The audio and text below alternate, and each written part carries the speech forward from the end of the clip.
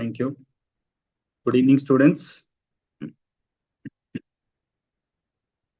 So, well, there are so many students today, and we are all in the verge of completing the chapter exemption. Okay, so we'll take this exemptions to end, and as I said, it was a lengthy chapter, and all of these exemptions are important because some exemptions I would say will are very basics for us to understand.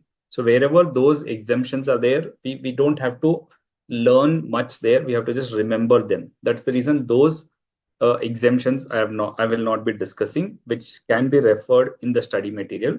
But apart from that, whichever study materials, whichever exemptions we have to interpret and we have to understand them, that and mostly the major exemptions we are understanding.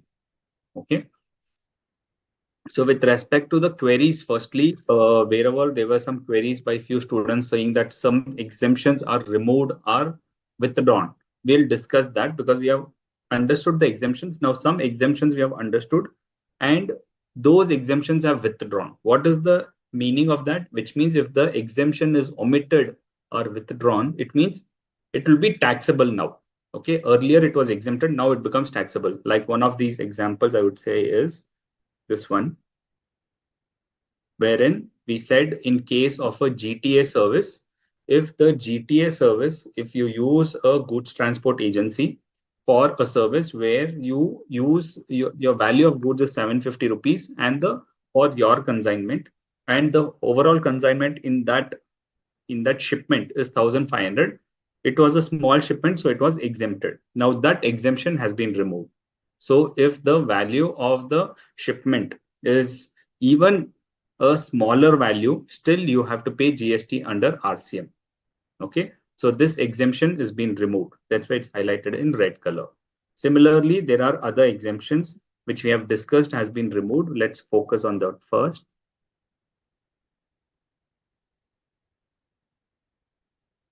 Like in case of a agriculture services, fumigation in a warehouse of agriculture produce, right?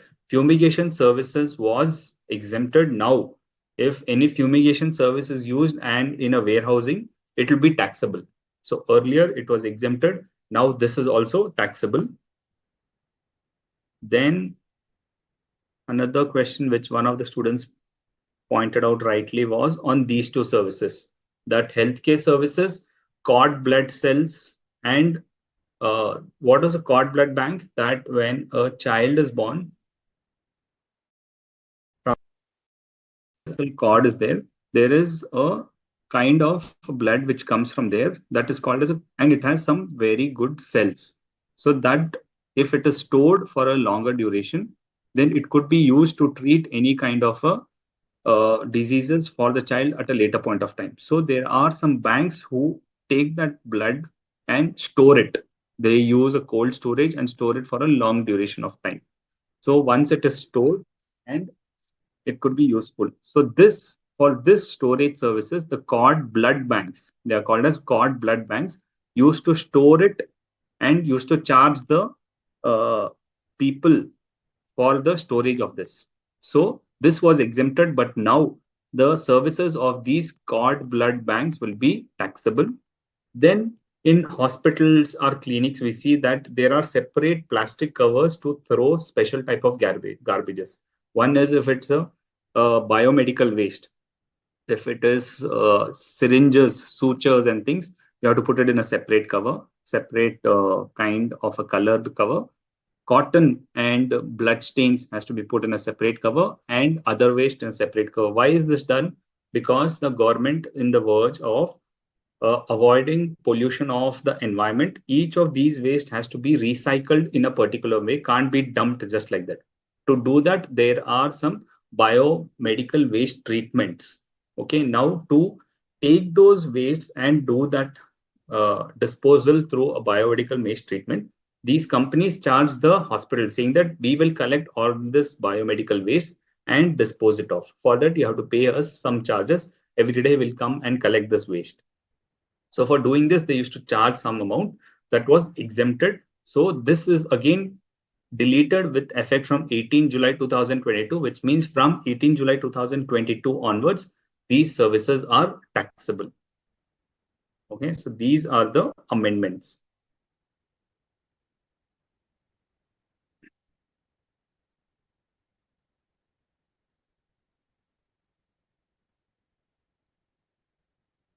Also, one other amendment was in case of a charitable. So, charitable organization, if there are any services of room rents within the presence, then it is exempted if the room rent is 999. But we also said that, so this is exempted here. This is continuing to be exempt. That is room rent up to 999. This is exempt.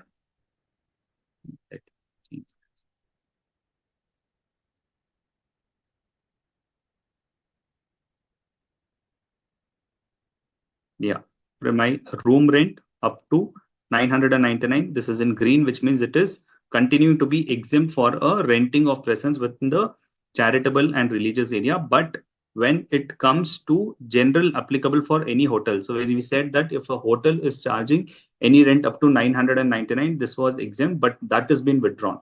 Which means if you go and stay in a hotel, and if the hotel is charging you 500 rupees, even on that they have to charge you GST at the respective rate of 12% or 18%. So earlier, up to 1000 rupees, up to 999 rupees, if any private rooms used to take, that was exempted. Now it is taxable with effect from again 18 July 2022.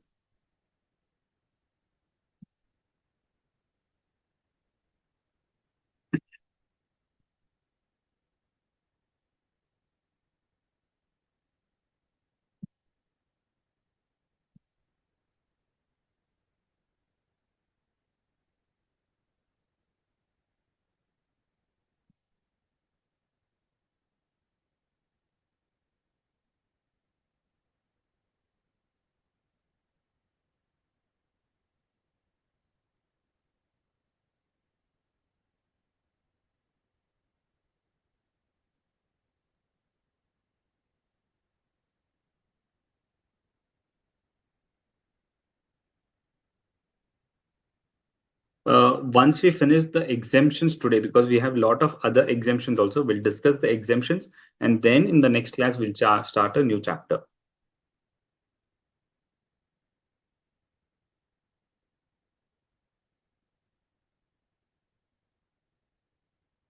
Okay, so the question is educational institution distributing books. So the educational institution, if they distribute books to students, say from one state to another or even within the state. So what is your question, Mayur, in that respect?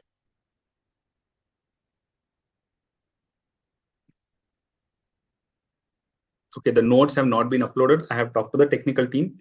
They have said that they will upload today. So let's wait for them till today.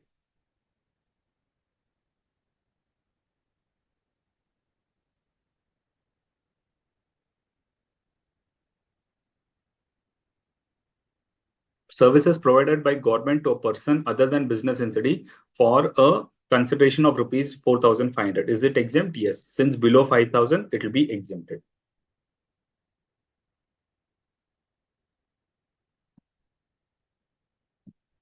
Can you please explain the RCS scheme? Okay. So RCS scheme means regional connectivity scheme. When the government wants to set up a new airport, they just can't set up the new airport and leave it. They need passengers also to be traveling to that airport. So that's why to encourage or give some kind of a funding to this airports, there is a regional connectivity scheme. Okay. For this regional connectivity scheme, regional connectivity airports have been developed, like new airports are built up. For these new airports, the aeroplane which charges the flight tickets, they get some regional connectivity scheme benefits. Now, this is a consideration, this is a supply. Now, if GST is charged on it, it will become extra burden.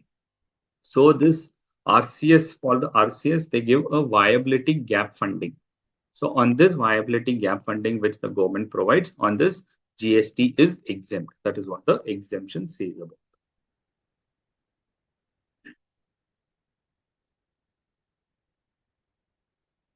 Yeah, so hostel accommodation by trusts, correct. So hostel accommodation by trust to students. No, let me clarify this. You're saying it is taxable. 5.12.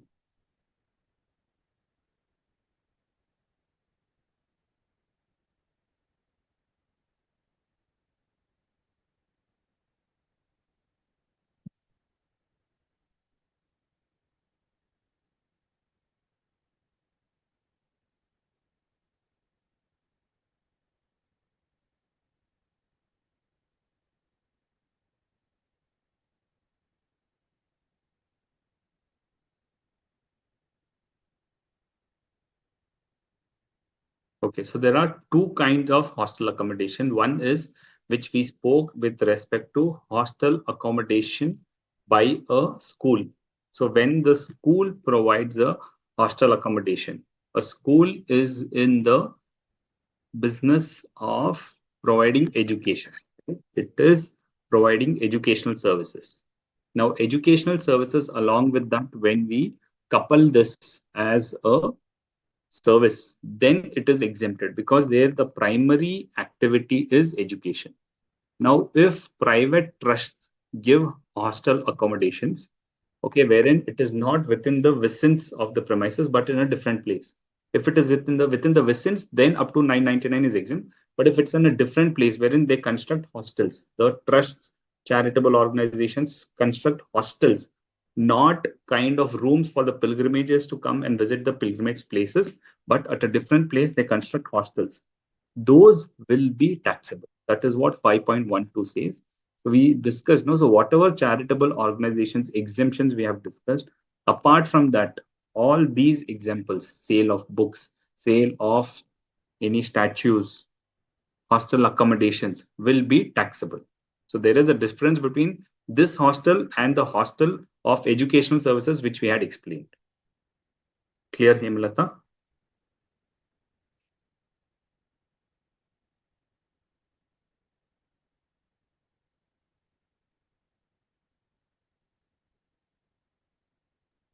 See, our notes is for an explanation. This is for you to understand. So once we understand this, then reference to study material is definitely required.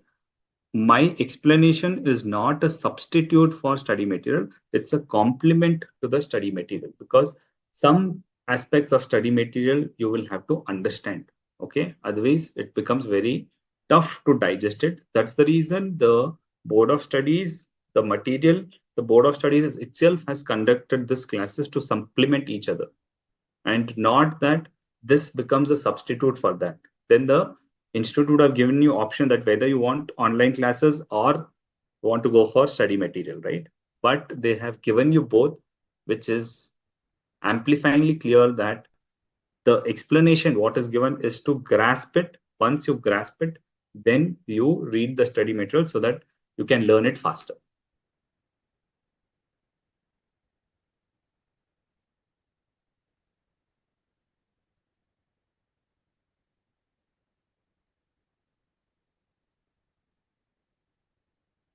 What will be the answer in page number 5.17? Okay, so if you're taking specific questions like this, but I'll answer this.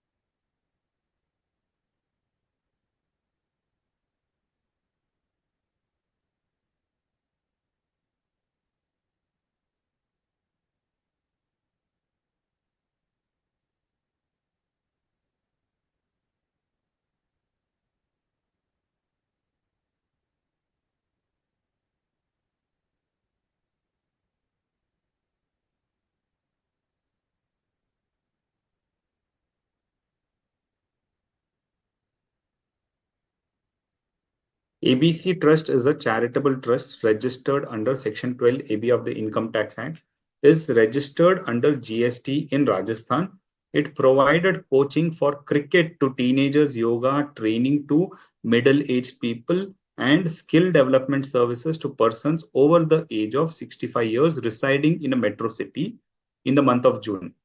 Now, ABC Trust is liable to pay GST on what all services? What is your answer, Mr. Ankur? According to you, what is the answers?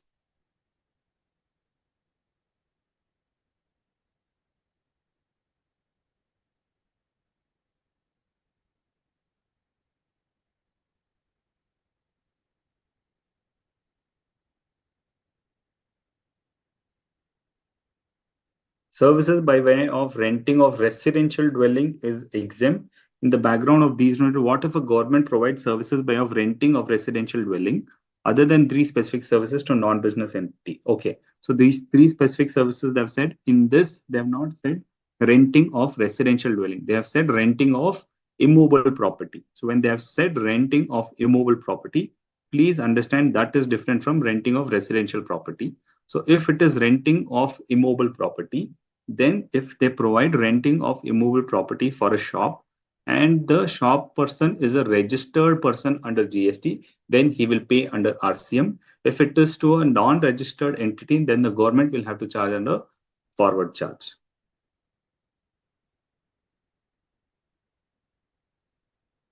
Your answer, Ankur, is B, which is skill development service.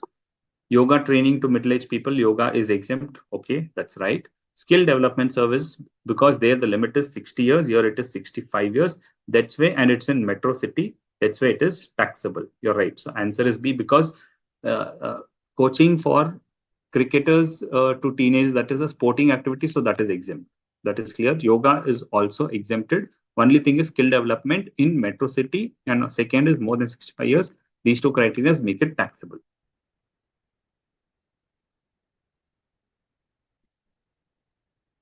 Right. Patro, you're also right.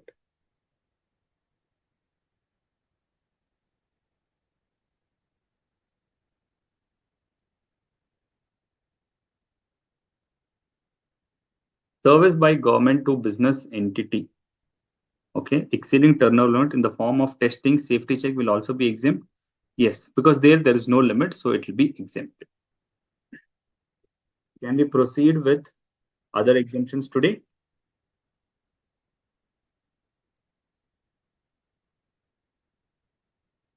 Okay, let's proceed with other exemptions. The first type of exemption is any kind of right of admission to various events. Okay, so when we enter, we know that when we under the category of place of supply, we have decided that we have discussed that when admission is being charged, what is the place of supply? The place of supply is the place where the event is conducted. Now let us decide the taxability of this. Okay, the taxability is basically when you enter something, will it be exempted or will it be taxable? Because some places where we go, their exemption has to be given to give encouragement to such places. That's why the GST is exempted there. Those places are these. When it is a museum, okay, a museum, a national park, a museum, a national park, a wildlife sanctuary, a tiger reserve, or a zoo. When we enter these places, they charge entry fees. Okay, entry fees when they charge, then those entry fees only they will charge because the GST on that is exempted. Okay, apart from that, if there's any protected monuments, so any kind of a protected monuments wherein ancient sites and archaeological sites and remainings act or the state act, which is what is a protected monument? A monument which is decided or given a classification that it is a protected monument under this act, and ancient sites and archaeological sites and remains act are a specific state act. When you enter the monument itself at a conspicuous place, they will mention that this site has been declared as an ancient site or archaeological site by this act.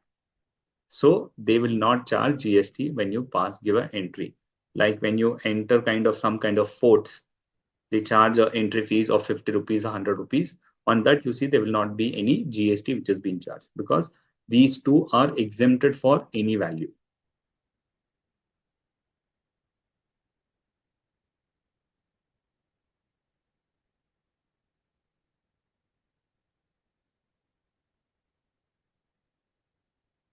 Voice is not here. Is the voice better now?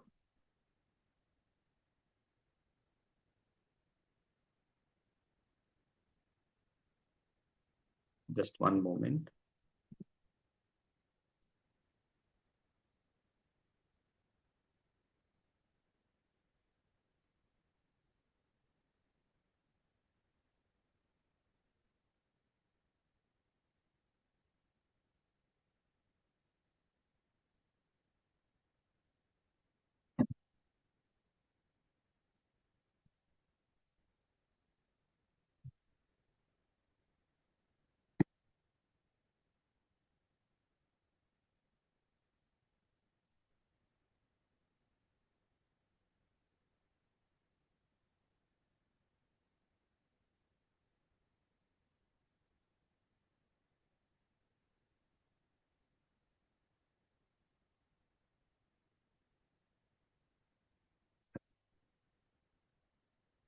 Perfect.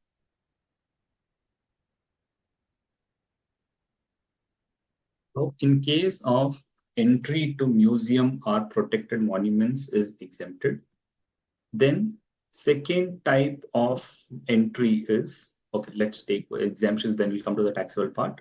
Then when we enter any kind of a circus or a dance theatrical performance, where there is a dance performance or a theater performance, including drama or ballet, okay, or any kind of a various categories. All of this I'll put it together because here there is a exemption up to certain value limit.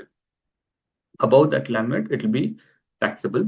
So one is circus, dance, or theatrical performance, including drama or ballet. Then any kind of award function, consent, or pageant or musical performance, or any sporting event other than a recognized sporting event, and any kind of a recognized sporting event, because any sporting event is covered here. So here they have covered any sporting event other than a recognized sporting event and any kind of a planetarium. These places, if you visit, it is exempted if the consideration, that is the entry ticket charges, is up to rupees 500 per person. So if the entry ticket limit is set at 500, so if the entry ticket is 600, then on the whole 600 rupees we have to pay GST.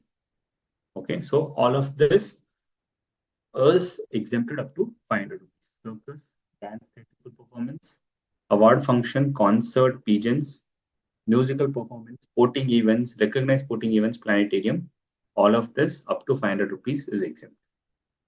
What is taxable is any kind of a water park, theme park, or exhibition when we go.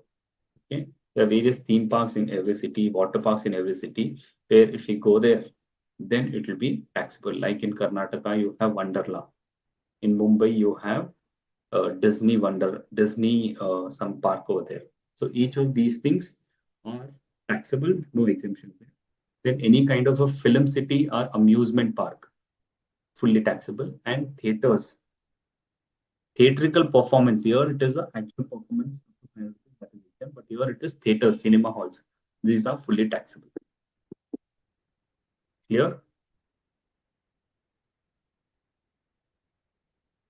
Planetarium means a place where they show you how the planet works. Okay, that is called as a planetarium. What is the meaning of pageant? It's a public entertainment consisting of a procession of people wherein some kind of a event happens. That's called as a pageant.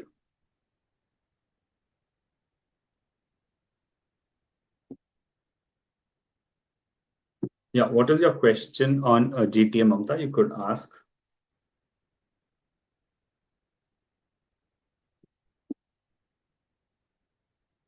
Okay, Okay, so related to entry, we have understood. So since entry relates to dance and music, I thought that related to this dance performance also will cover it over here, even though it is not related to entry fees, but something related to the dance performance itself.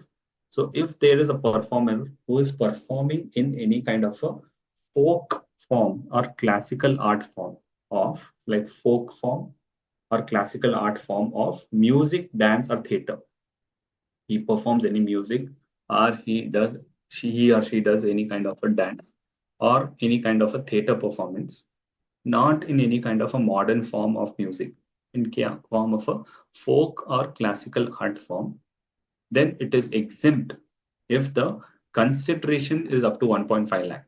The person who's performing at the theater, he is charging for his performance up to a value of 1.5 lakhs, then it is exempted.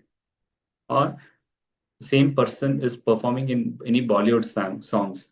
Okay, these actresses does any kind of songs that will be taxable, and if they perform any kind of a folk music or theater also, but as a brand ambassador of a company, they represent as a brand ambassador, then it will be taxable. So Bollywood song, any kind of a theatrical songs or Bollywood songs and brand ambassador. Uh, Endorsement for a brand ambassador, these are taxable, but only exemption will be folk or classical art form if they charge up to 1.5 lakhs. If they charge 1.6 lakhs, GST will be payable on the whole 1.6 lakh itself.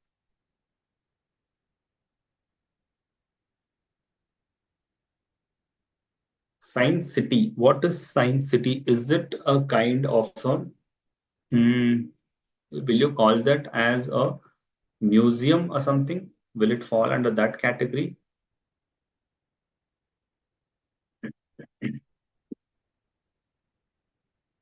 Exhibition in the temple, then also it's taxable? Yes, then also it's taxable. Art gallery exhibition and mela taxable? Yes, art gallery exhibition and melas will be taxable. Recognized sporting events. Recognized sporting events have been defined that any events which is conducted by the central government or the state government or any kind of a sports authority. They have specifically mentioned what is a recognized sport event. Let me just tell you.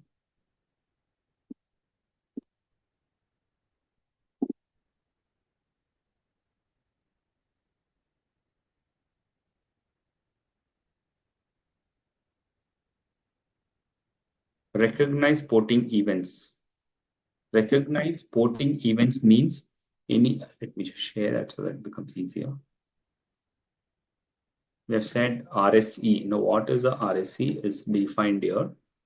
A recognized sporting events means a any sporting event which is organized by a recognized sports body where the participating team or individual represents any district, state, zone, or a country. So they should be representing any district, state, zone, or country, which should be organized by a recognized sports body. Now, this should be organized by a national sports federation or its affiliate federation. So, who is organizing that is important. National Sports Federation or affiliate federation, where the participating teams or individuals represent any district, state, or zone.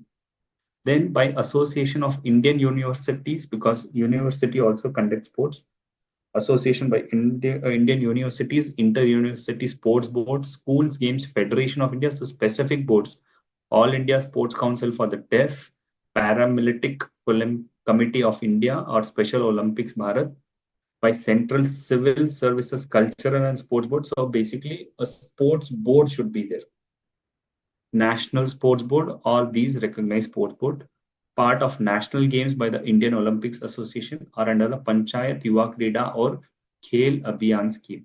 Now, who is the recognized sports body? The Indian Olympic Association, Sports Authority of India, National Sports Federation, National Sports Promotion Organization, International Olympics Organization, Federation, or a body which regulates this board at international level, and its affiliate federations are bodies regulating a sport in India.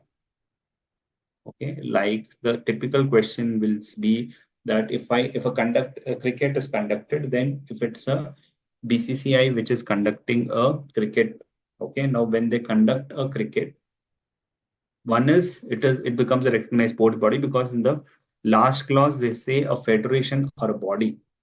BCCI is a body recognized for cricket in India, which regulates the sports. It regulates cricket in India at international level and is affiliated federation regulating a sport in India. That is fine. But when it comes to what kind the team should be participating in a district, state, zone, or country. So when it is an international match between one country to another country, Ranji Trophy, those are all representing state or district, then it will be exempted. But if it is an IPL, the cities don't represent any state, even though it is a name associated with the state. That doesn't mean it's representing any district or zone. So IPL will be taxable, other sporting will be exempted.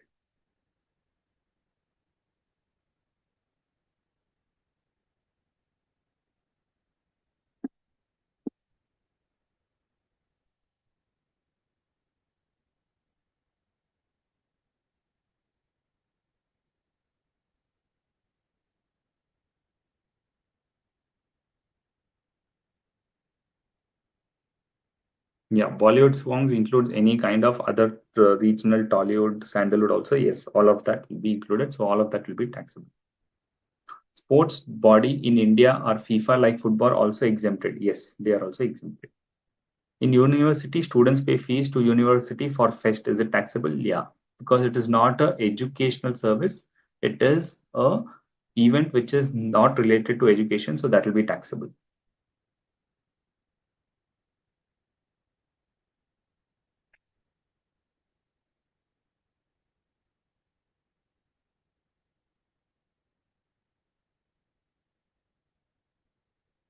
National level games like cricket in Indian auditorium. What do you mean by cricket in Indian auditorium? I didn't understand this.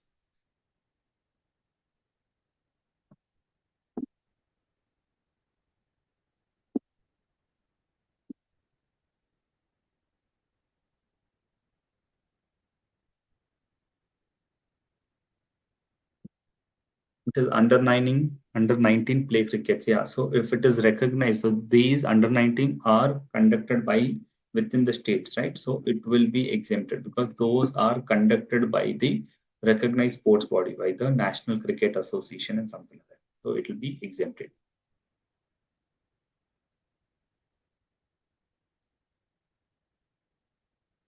Okay, please explain cord blood blanks and biomedical waste. So what we had discussed was any healthcare services will include cord blood bank and biomedical waste, but they were exempted up to September 2022. From September 2022 onwards, cord blood banks and biomedical waste treatment facilities will be taxable. Okay. It is also exempted.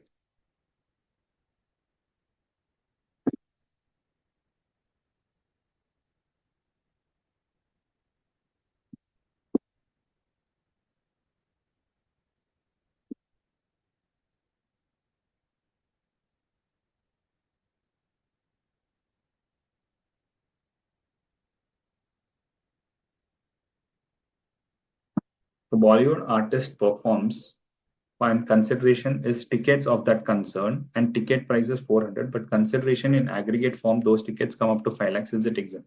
So there are two services. The Bollywood artist he performs, he will provide his service to the event event committee, the event management team who is organizing it. So he will provide his service to the event management company, and the event management company collects his ticketing charges. Okay. Now this Bollywood actor, when he performs, this artist when he performs, if his value is any value, since he's a Bollywood artist, he's not providing any kind of folk form of performance. So his value will be taxable. Now for that event, is the event falling under our category of these specified events? Say if it's a musical performance or a dance performance, then it will fall under this. Now, if the consideration for that is up to 500, then like in your case, it is 400. So entry fees will be exempted. But this artist, will have to charge GST to this company.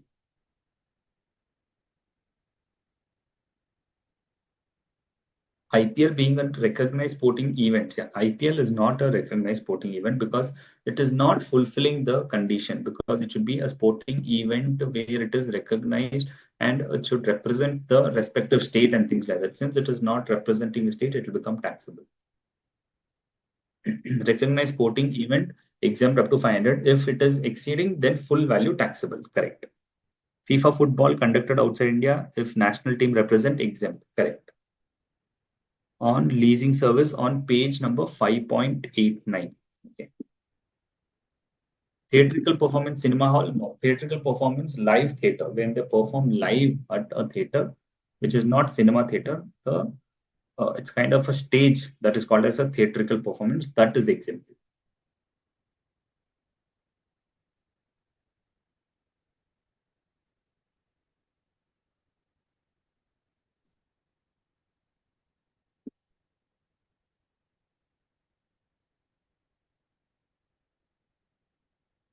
Okay, 5.89, it's a very detailed thing.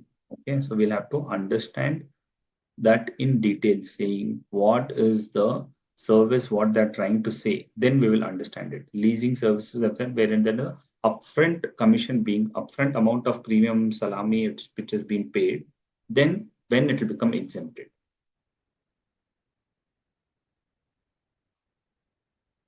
If a Bollywood actor performs a folk or cultural dance and he charges below 1.5 lakh, then it will be exempted. Correct.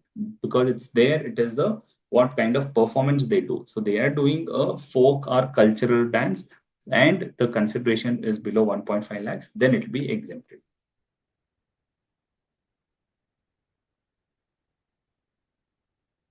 School drama or performance college, yeah. School drama or performance college, everything will be exempted because they have not said where it should be performed or who. It just says theatrical performance, dance, drama, all will be exempted. Where the entry fees, if they're collecting from the parents or the general public, if the value is below 500, then it will be exempt.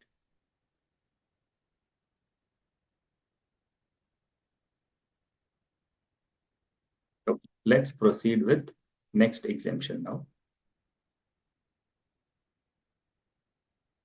Next is on the RWA. What is the RWA? RWA means Residential Welfare Association, which means any kind of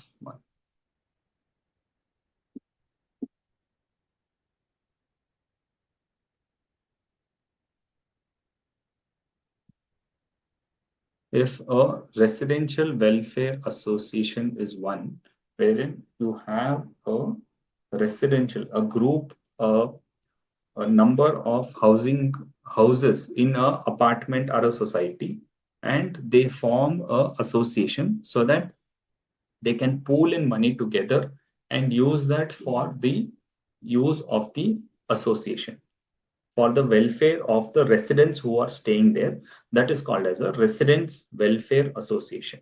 We have other associations also, like industrial body association. Those and all is not a matter to be for our discussion. The exemption is provided only with respect to residential welfare association. So when a residential welfare association provides any kind of a service, check your firstly whether your residential welfare association's annual turnover is below the taxable limit or above the taxable limit. Okay. For services, the limit is 20 lakhs. For the registration limit for services is 20 lakhs and the limit for goods is 40 lakhs. Right.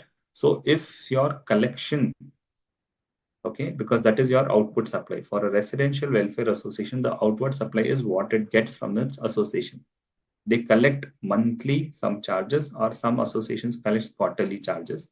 So if the total of these charges is above 20 lakhs, okay, look for residential welfare associations annual turnover and your monthly maintenance charges to figure out if GST has to be paid. Two things. The first is you will check your annual turnover. If your annual turnover is more than 20 lakhs, then you will have to just then check the second aspect. So first aspect is you have to check whether the collections, your supply value is more than 20 lakhs. If you say yes, it is more than 20 lakhs, then you see whether your monthly maintenance charges, the monthly maintenance charges what you're collecting is above 7,500, then the exemption status is no, which means this will be taxable. This is the only one thing which will be taxable. So in this case, it will be taxable.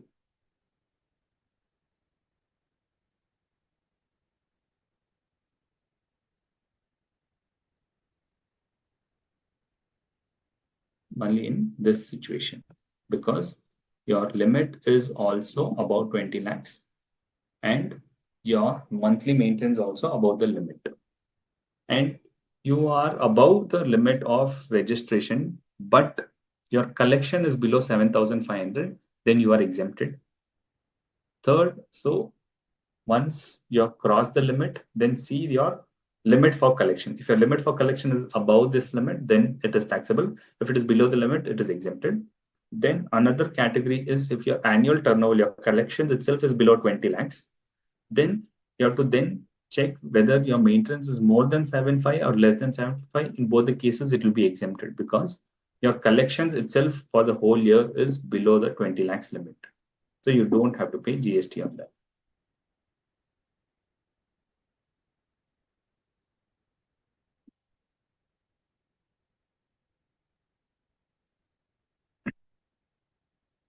ठीक है.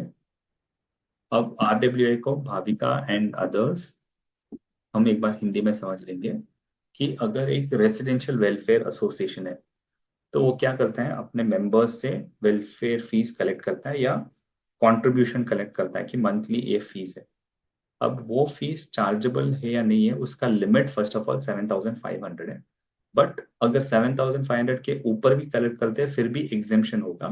The trick is this कि first residential welfare association का, जैसे किसी ने supply किया है कुछ चीज, anybody, not only residential welfare association, एक ट्रेडर है, जब वो ट्रेड करता है उसको क्या रजिस्ट्रेशन इमीडिएटली लेना पड़ता है? नहीं, उसका कुछ रजिस्ट्रेशन लिमिट है कि अगर मैं साल भर में शुरू करता हूँ इस साल से और मैं अगर मेरा रजिस्ट्रेशन लिमिट 40 लाख से गुड्स के लिए, तब तक मैं 40 नहीं पहुंचता हूँ तब तक मैं सेल करूंगा और उसके ऊपर जीएसटी चार्ज नहीं करूंगा. सिमिलरली वही कॉन्सेप्ट रेसिडेंशियल वेलफेयर एसोसिएशन के लिए है. तब तक सर्विस के लिए 20 लाख का लिमिट है. जब तक रेसिडेंशियल वेलफेयर एसोसिएशन 20 लाख का लिमिट पहुंचता नहीं है तब तक उनको सर्विस जीएसटी रजिस्ट्रेशन लेके जीएसटी चार्ज करने की जरूरत नहीं है. ठीक है. तो रेसिडेंशियल वेलफेयर एसोसिएशन का कैलकुलेशन कहता है कि उनका लिमिट 20 लाख होगा नहीं. जैसे उनके पास 20 फ्लैट है और वो कलेक्ट करते हैं 3,000 रुपए, सो 3,000 into 20 makes it 3,000, 6,000, 60,000. 60,000 into 12 months भी करेंगे तो उनका लिमिट 20 लाख से ज्यादा पहुंचेगा नहीं. So even if such an association is collecting more than 7,500, क्योंकि उनका limit, number of association, number of flats ही उनके पास कम है कि वो 20 लाख रीच होंगे ही नहीं. सो अगर वो 10,000 भी कलेक्ट करते हैं एक मेंबर से, दे डोंट हैव टू पे जीएसटी. ठीक है. तो फर्स्ट उनका लिमिट चेक करना चाहिए कि क्या आप 20 लाख के लिमिट पहुंचे हो या नहीं पहुंचे हो. अगर आप 20 लाख लिमिट नहीं पहुंचे हो तब तक आपको जीएसटी, आपके एसोसिएशन जो आप अमाउंट कलेक्ट करते हो उसके ऊपर जीएसटी पे करने की जरूरत नहीं है. सो ये फर्स्ट पॉइंट है, wherein annual turnover is more than 20 lakh. अगर आपका कलेक्शन मोर देन 20 लाख है तो आप रजिस्ट्रेशन लोगे. फिर आपको चेक करना है कि आपने जो अमाउंट कलेक्ट किया है मेंबर से, क्या वो अबाउ 7,500 है. अगर आप 7,500 के ज्यादा कलेक्ट करते हो तब उसके ऊपर आपको फुल्ली टैक्स पे करना पड़ेगा, कलेक्ट करना पड़ेगा और पे करना पड़ेगा. अगर वो वैल्यू 7,500 से नीचे है तो फिर जीएसटी कलेक्ट करने की जरूरत नहीं. सेकेंड केस है जब आपका कलेक्शन ही 20 लाख के नीचे है. ठीक है. तो फिर आपको उसी अमाउंट पे कलेक्शन करने की जरूरत नहीं है. जैसे मैंने एग्जांपल लिया है, ये 20 फ्लैट्स का, 20 फ्लैट्स है और मंथली कलेक्ट करते हैं से 10,000 रुपीज. ठीक है। 10,000 रुपीज का मतलब हो गया 10,000, 1 लाख, 2 लाख। सो मंथली आपका कलेक्शन है 2 लाख। ठीक है, 10,000 रुपीज है, मंथली कलेक्शन है 10,000 फ्रॉम 20 फ्लैट ओनर्स। तो एनुअल कलेक्शन के हिसाब से आपको लगता है कि दिस रेसिडेंशियल वेलफेयर एसोसिएशन को जीएसटी पे करना पड़ेगा या नहीं?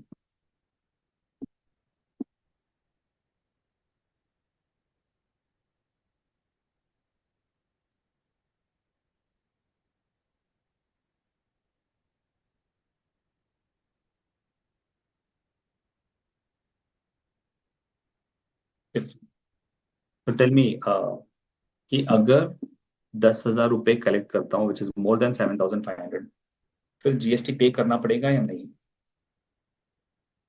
If turnover is 20 lakhs or less and in maintenance charges there is no limit, but it should not exceed 20 lakhs per annum. Correct.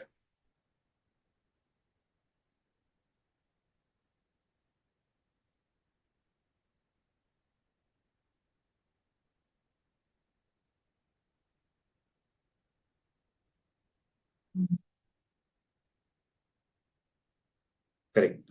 So 2 lakh rupees per month के हिसाब से 12 months में 24 लाख हो जाएगा। लेकिन जीएसटी कब पे करना शुरू करेंगे वो? जब 20 लाख क्रॉस होगा। तो अप्रैल मंथ में 2 लाख, मई मंथ में 2 लाख, जब तक 20 लाख पहुंचेगा तब तक जीएसटी नहीं पे करेंगे। करेक्ट।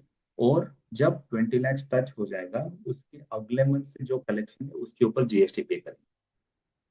ठीक है, ये आप समझ गए। सेकेंड पार्ट में अगर सबसे 10,000 करता हूँ तो फिर सबसे जीएसटी कलेक्ट करूंगा, लेकिन हर एक फ्लैट एक ही साइज का नहीं होता। कुछ फ्लैट छोटा होता है, कुछ फ्लैट बड़ा होता है। So if my flat size is less, I will pay lesser maintenance charges, because this maintenance charges is generally calculated on the basis of it will be taxable only after 10 months. Correct, Rito. So the there could be smaller house, there could be bigger house in an apartment. If the smaller house's value is less, okay. Now I've crossed 20 lakhs. So if my flat size is less, and then I will pay maintenance less than 7,500. One person will pay 5,000, one person will pay 10,000.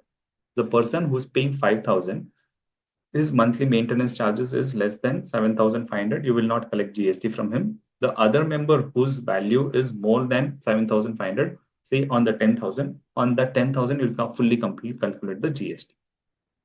Okay, that's how these two slabs are there.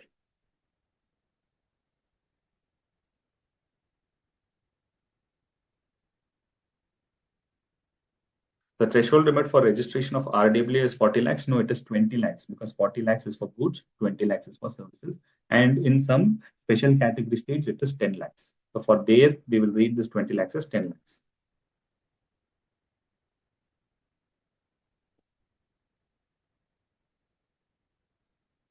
Yeah, and in the second year, so once the RW gets registered, right? Once if it is registered, then second year from the first month itself, it will have to collect. So once it is registered, then it is falling under the category of registered person. Then from next year, from the first month of collection itself, again the limit, if it is more than 7,500, from those flat owners, it has to collect. Now, other aspect to be considered is this per monthly maintenance charges. So this is monthly maintenance charges. This is a per month limit, and 20 lakhs is an annual limit. Fine. Now, if I have two flats, okay, now I am paying say 5,000 for one flat and 1,000 for another. Both are below 7,500, but totally 5 plus 6 is 11,000. I'm paying 11,000. Should I pay GST or not?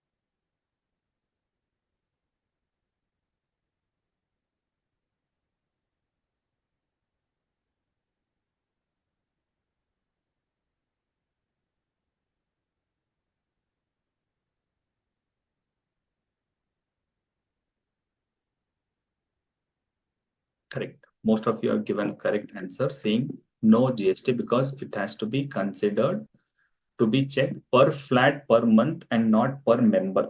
Not saying that one member is paying this because it is a monthly maintenance charges per flat per month. If he's having two flats, of course he will pay more than 7,500, but that is not the calculation. The consideration to check is per flat per member if it is more than 7,500. Aggregate is more than 7,500. No, you don't have to see that aggregate that way. You'll have to see the aggregate per flat, not per person.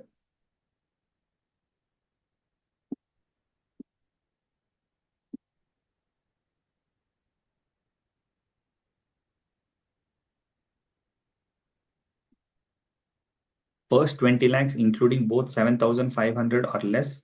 Then in remaining month, only above 7,500 is charged GST. If 20 lakhs is covering, taking half in between month, then full month of that year also charge GST or from next month. That full month we have to charge because it cannot be broken up. So in that month where you cross 20 lakhs, Vaishali, that month you have to collect GST on the full value.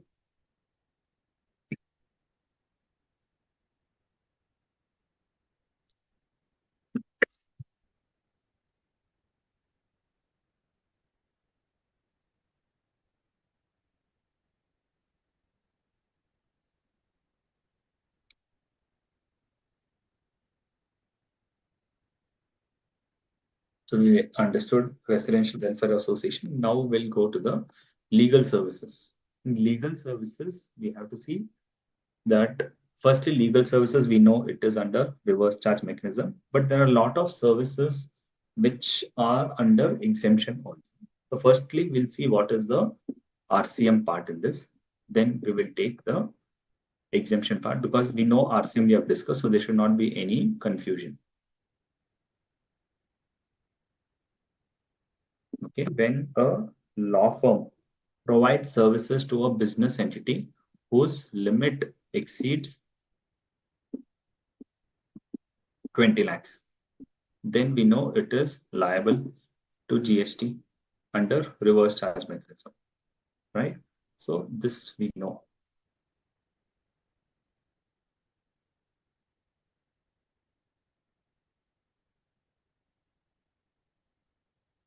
That when a individual firm provides to a business entity, then it is liable to reverse charge at 18% because legal fees are at 18%. Now, this services could be by three categories of people: individual lawyers or a firm of lawyers, a senior lawyer, or a arbitral tribunal. This is clear. Under reverse charge, we have clearly understood this. But now, when an individual advocate provides any kind of a legal services to another individual advocate. So between firms, if there are any kind of services that is exempt, an individual firm providing services to a senior advocate that is also exempt, or individual firm providing services to a business entity whose gross receipts are below the specified limit and he's not taken registration, like how we have seen under RWA if the limit is below 20 lakhs. And in this case, we have to see 20 and 40 because it says business entity, not a service recipient. Business entity would mean anybody who's providing supply of goods or supply of services. So if they are providing supply of services, the value is 20 lakhs, 10 lakhs in specified states. And for supply of goods, it is 40 lakhs and 20 lakhs in specified states. So if they are below this threshold limit in that state, then also the lawyer's services will be exempted because the RCM is only for those business entities whose gross receipts exceeds the specified limit, right? Then this is also exempt where the business entity's turnover itself is below the limits. And then when they provide services to central government, state government, local authority, or government authorities, it is exempt. And to any other person, which means to any individuals. If they are providing services to any individual in his individual capacity, if he's receiving the services of a lawyer, that is also exempt. Clear?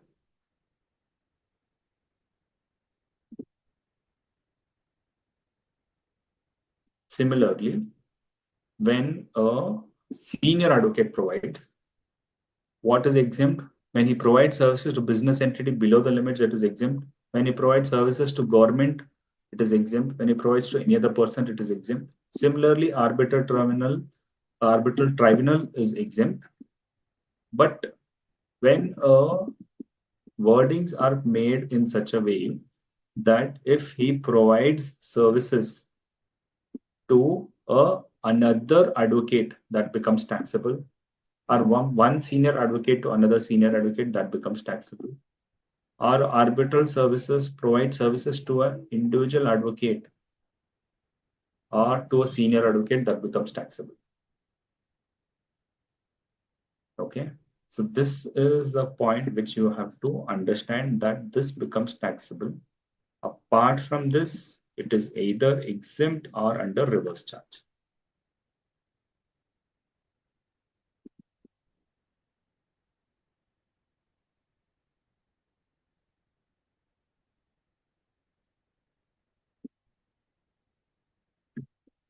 In case of RCM, business entity will pay GST at 18%, not necessary on all services. We have to go to the rate classification under notification number 11. We have to see what is the rate there, then we have to pay. It's not that all RCM services under 18%. GTA RCM, 5% is applicable, right? So each services, we have to see what is the rate and then decide.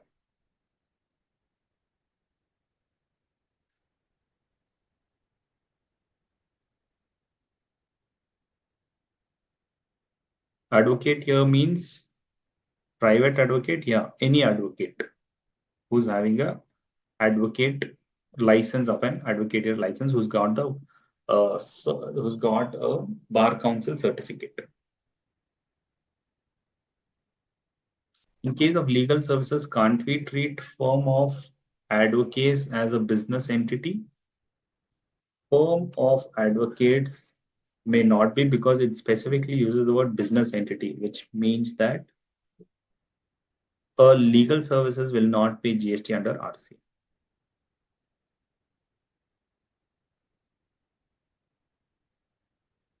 Gross receipts means the turnover. Yeah, you could consider that as a turnover.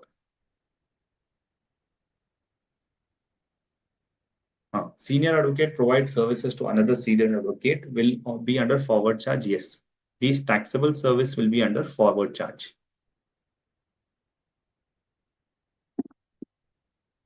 Legal services provided to a company is subject to RCM. Yes. So CA firms need to take registration. Yes, because we are providing services, and only legal services is one profession which is not required to take registration, because they're providing services which to business entities, which on which business entity will be under reverse charge. But CA firms are not coming under any of those exemptions, so CA firm have to take registration. Specified limits means the limit of registration. Correct.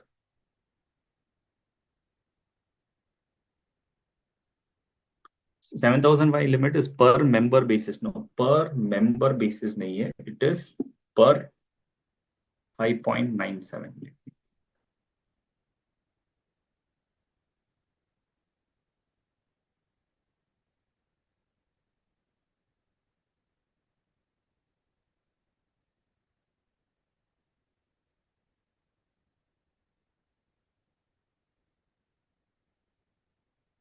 Per month per member. So per month per member means member for that house.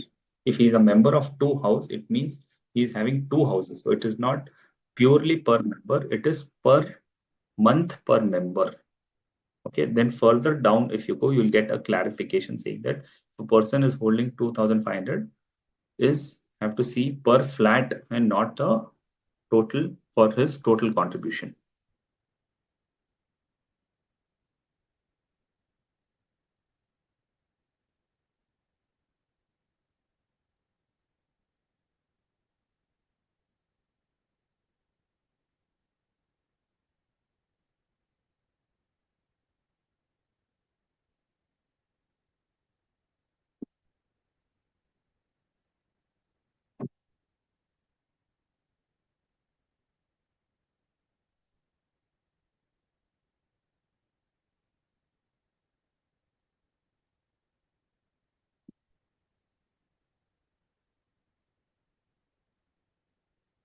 What is an arbitral tribunal? Arbitral tribunal means a tribunal which conducts a arbitration between two disputed parties.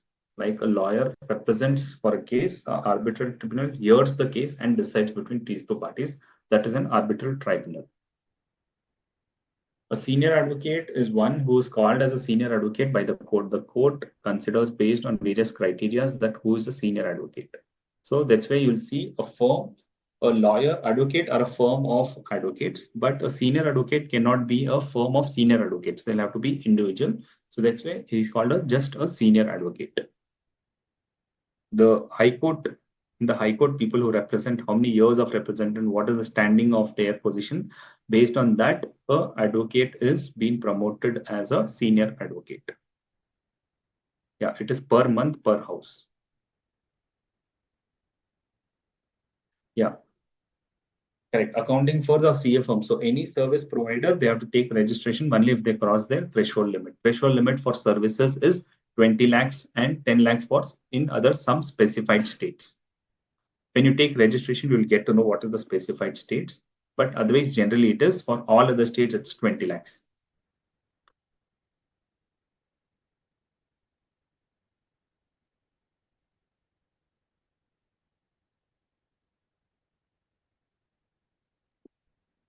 In legal services, any gross limit amount and figure? No, no limit. So if he is, because again, he has a 20 lakhs limit, for the purpose of calculation of 20 lakh, exempt services also has to be calculated. So if a law advocate is providing services which is exempted and on which reverse charge will be paid by the recipient, and now he's providing any of these four taxable services, right? Then he will have to register it, because once he started providing this taxable services, right, then he will have to pay GST immediately on this. Then he's automatically crossing the limit. So say he's a small lawyer and he's providing some services only to the extent of 10 lakhs, on which RCM is paid by the recipient, and now he is providing services to some another advocate, right? Then he will have to register. He will not have to register because the value is below 20 lakhs, right? So the value of 20 lakhs has to be seen, like how for residential welfare association we see. Here also it has to be seen.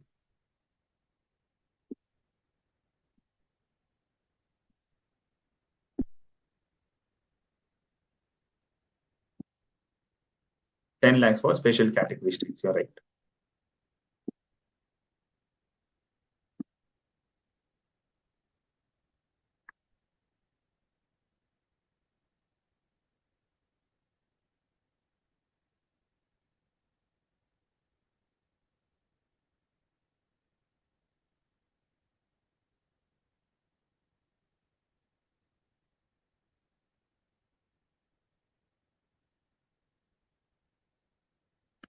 Mohammed, on entry number 12, we'll discuss that. We are coming to that.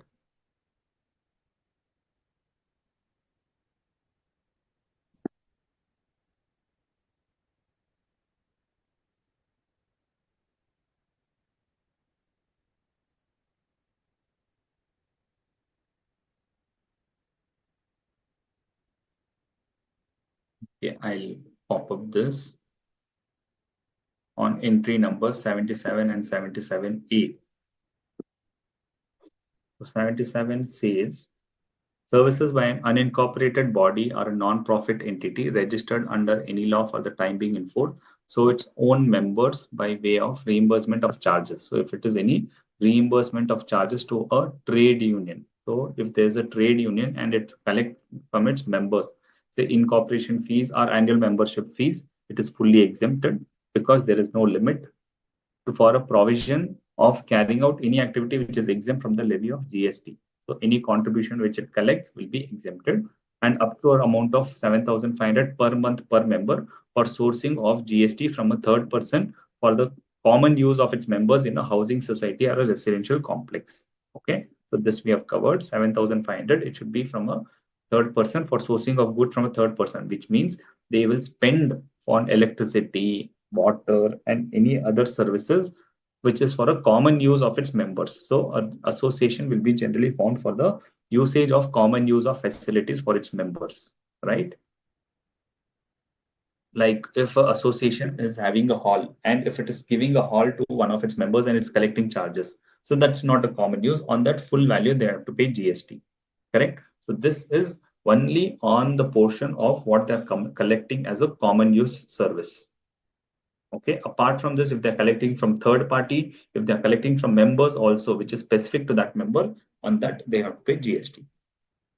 Then services provided by an unincorporated body or a non-profit entity which is registered or any law for the time being force, engaged in activities relating to the welfare of industrial, agriculture, laborers or farmers. So if there is any a body which can be an incorporated body or an unincorporated body or a non-profit entity which is engaged in activities relating to welfare of industrial or agriculture laborers or farmers, specifically to this, or promotion of trade, commerce, industry, trade promotion board, commerce promotion board, or a industrial board, or a social welfare or for charitable activities board, if it uh, engaged in providing these activities to its own members, again consideration in the form of membership fees up to rupees 1,000 per month per year. So it is a very small limit, but if it's a very small association wherein they're collecting only up to 1,000 rupees per month per member, per year per member, then it is exempted. If they collect above this, it will be taxable because the limit is so very minuscule that it should be 1,000 per member per year. It could be for the laborers or farmers or a industrial or a welfare body. Also, education, social welfare, charitable activities. So it's basically a trade body, social welfare body, not a charitable organization. There it is covered under 12AA or 12BB. This we are talking only of a trade body, a promotion or a council or a group of peoples.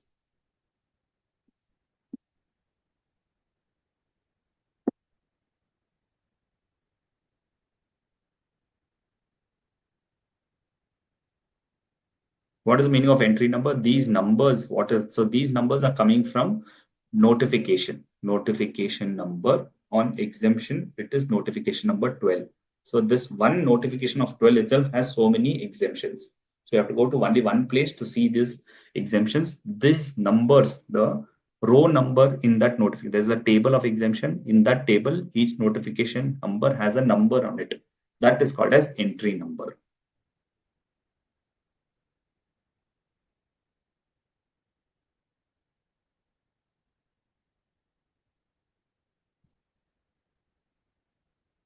So services provided by senior advocate to advocate firm taxable. Is the senior advocate liable to register under GST? Yes. In that case, he has to register and then pay the GST.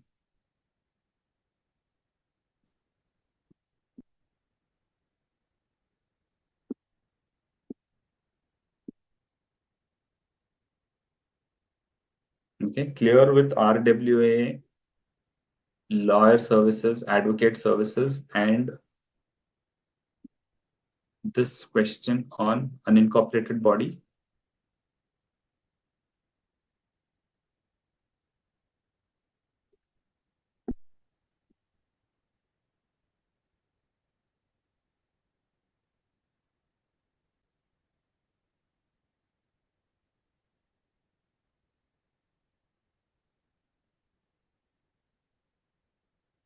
Okay, so now let's proceed with other exemptions.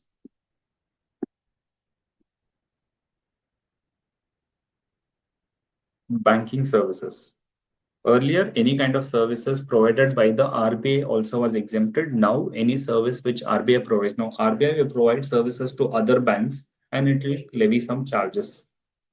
Okay, so that will be omitted, and on RBI services also GST is applicable. Next is services by way of extending deposits, loans, or advances insofar as the consideration is represented by way of interest, where the banking view deposit money. Now, when we deposit money, that charges interest. Now, it is there under banking services, but this exemption is not limited to banks.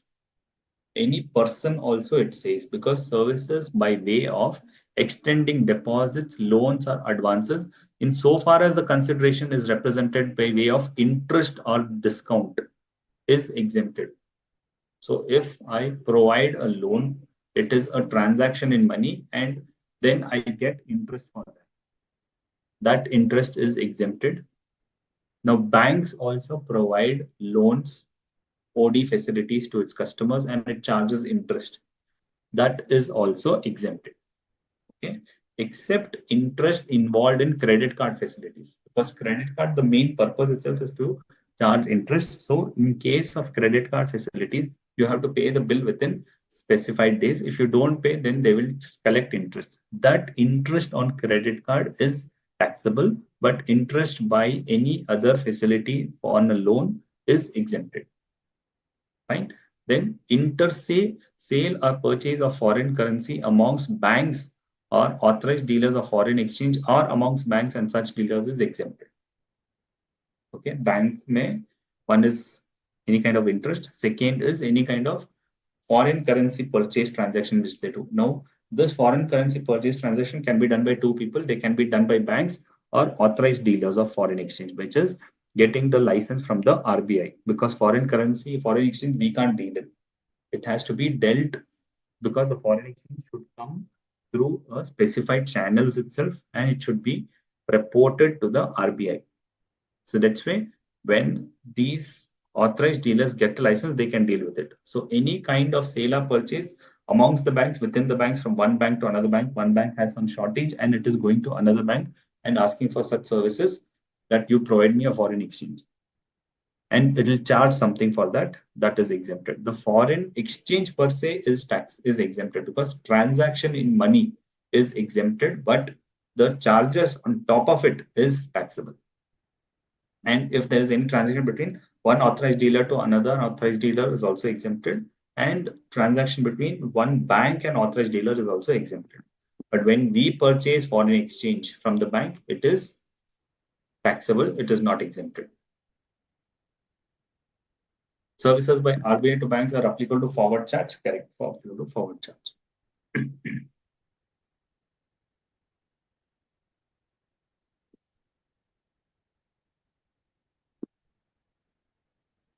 Then services provided by a banking company to basic savings bank deposit account holder and then Pradhan Mantri Jan Dhan Yojana. So specific any charges what is being levied by the bank to this Pradhan Mantri Jan Dhan Yojana holders, that will be exempted.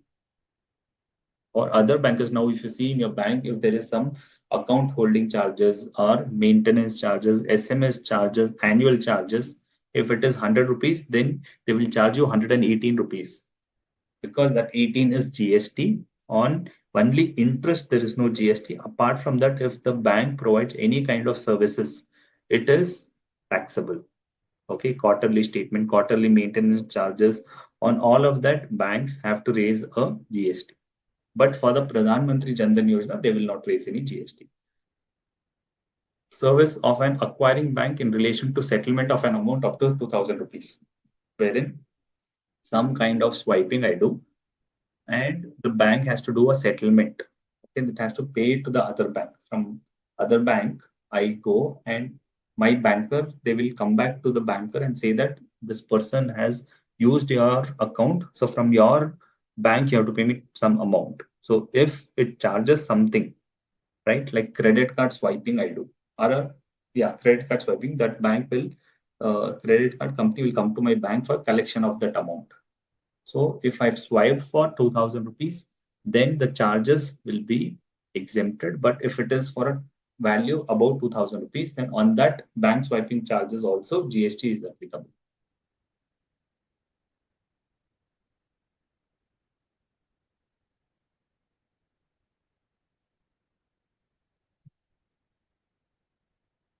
Inter-se sale or purchase between internally between one bank to another bank, inter-se. That is the meaning of inter-se.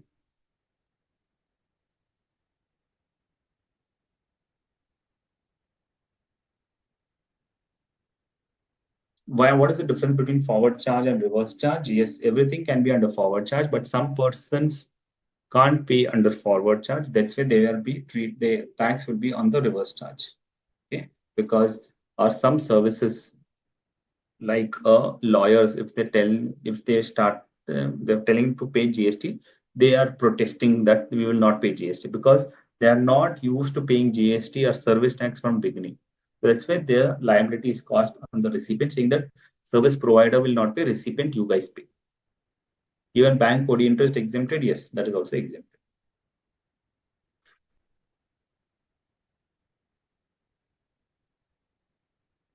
Okay. Any more questions till now? We have to deal more on the banking services in detail.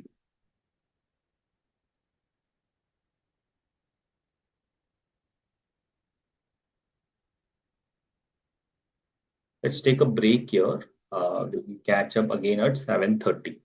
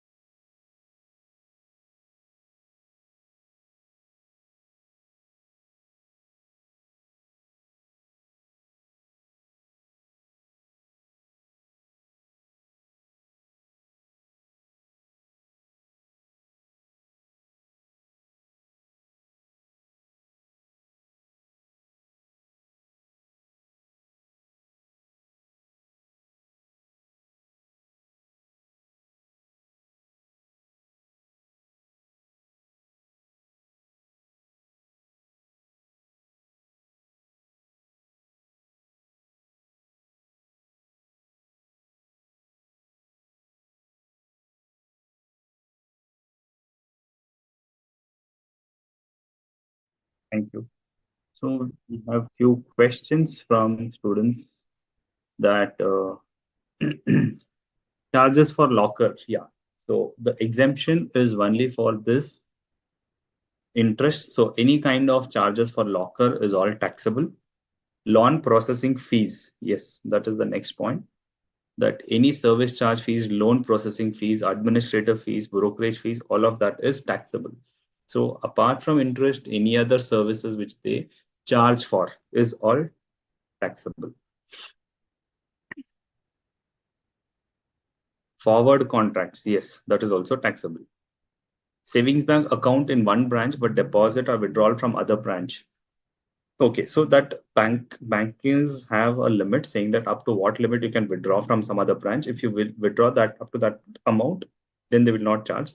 Above that, if you withdraw, then they will levy some charges, right? So that bank cash withdrawal charges, cash deposit charges, whatever charges they levy, that is also taxable. So any other charges what the banker levies is taxable.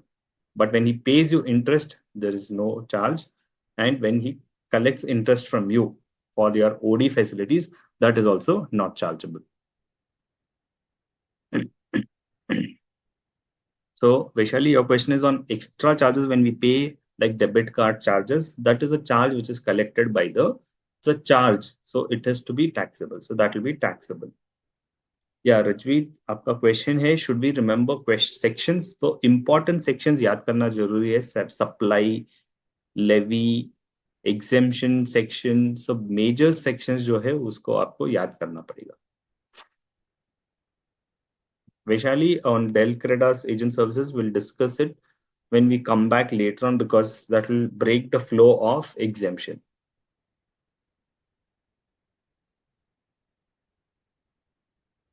So now we are discussing on what are the other charges. So this first point you have covered. Now, if they do any kind of a check discounting, okay, wherein you have a check and you want it to be discounted, saying that the party has given a check on a date which is after 1 month, but I need the money now. So the banker notes the person who's given the check, so he will discount it and give it to you. So he will collect some discounting charges and give it to you. That to the extent of the discount, it is again exempted because that is also in the nature of a banking services. That is in the nature of extending deposits. Like he's giving you a deposit, for that he's collecting charges. That to the extent of discount, it is exempted. Then any late payment for payment of credit cards will be taxable. Any penal interest charged from a customer, for this, we have a specific circular we'll discuss there. Now, penal interest charge, this could be by a banker it be exempted. Now, we said that that services is covered for non-banking people also. So if it's by a non-banking person, there could be structured in different way that we will understand through the specific wordings of the circular and try to understand. Services for foreign exchange to general public will be taxable because what here it is said is inter se sale or purchase. That is internal if they sale or purchase of foreign exchange, then it is exempted. But services for foreign exchange to general public will be taxable. Then exemptions is only amongst banks. That is the foreign exchange is the exemption is only amongst banks or amongst authorized dealers or amongst banks and such authorized dealers, not to others. Okay. Now on this circular 102, okay, 102 says that when you have a case, say you are selling a mobile and the customer is not able to pay for it, and you're saying him to pay in installments, then also there is an interest component. Then the transaction, whether it is leviable to GST or no, is the question. So let's read this together. X, one Mr. X sells a mobile phone to Y. The cost of the mobile phone is 40,000. However, X gives Y an option that he's not able to pay. So he says, pay to me in installment. That is 11,000 rupees per month before a 10th day of the following month over the next 4 months. So you'll pay me instead of 40,000 with the facility what I'm giving you 44,000. Further, as per the contract, if there is any delay in payment beyond the scheduled date, Y would be liable to pay additional or penal interest amounting to 500 rupees per month. So that is the terms of the contract that I will give you a phone for 40,000 rupees. you pay me 11,000 per month. If you delay in any month, you have to pay me extra 500 rupees. In some instances, Y X is charging Y 40,000 for the mobile and is separately issuing another invoice for providing the services of extending loans to Y.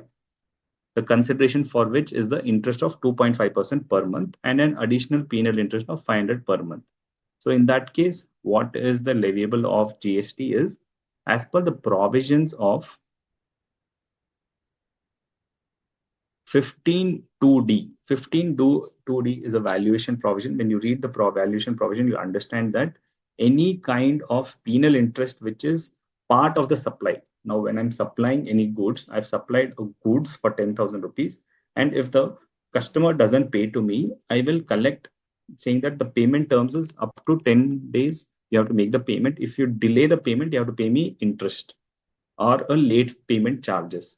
So valuation provision says when you're doing a supply and as a part of supply is your customer delays and he pays you late, that will also be part of your main supply value itself.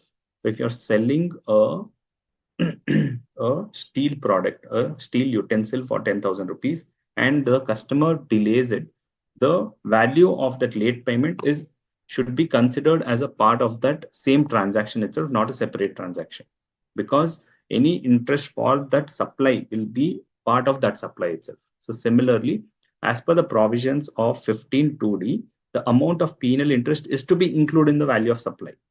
That's where the transaction between X and Y is for supply of taxable goods, that is mobile phone.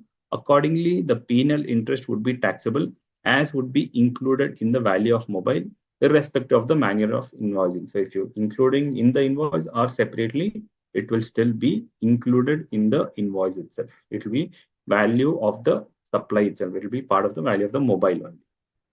Now take another instance wherein X sells mobile phone to Y. The cost of the mobile phone is again 40,000 rupees, but Y has an option to avail a loan at interest at 25.5% for purchasing the mobile. The terms of the loan from ABC allows Y a period of 4 months to repay the loan and an additional penal interest of 1.25% for the per month for any delay in payment. The additional penal interest is charged for a transaction between Y and ABC, and the same is getting covered under serial number 27, that which is we have discussed. Accordingly, in this case, the penal interest charged thereon on a transaction between Y and ABC Limited would not be subject to GST, as the same would not be covered under notification number 12. It will not be covered under exemption. Okay. As the same would not be covered under notification number 12.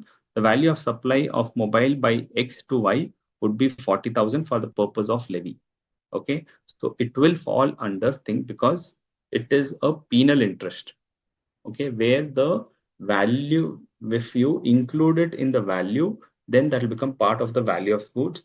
But if you are collecting, you're providing a separate loan facility, okay, wherein you are saying that you pay me in installments is different, and when you're giving him a loan, that is different. If you're giving him a loan of 40,000 and he's paying you upfront 40,000 rupees, not in installments. In the first case, it was in installments. It means that it will become part of the value of the main product. But in second case, you're giving a loan and he's paying you interest. Okay. So this interest will be exempted in that case, and additional interest of 1.25% also will be exempted. So that is the difference between scenario 1 and scenario 2.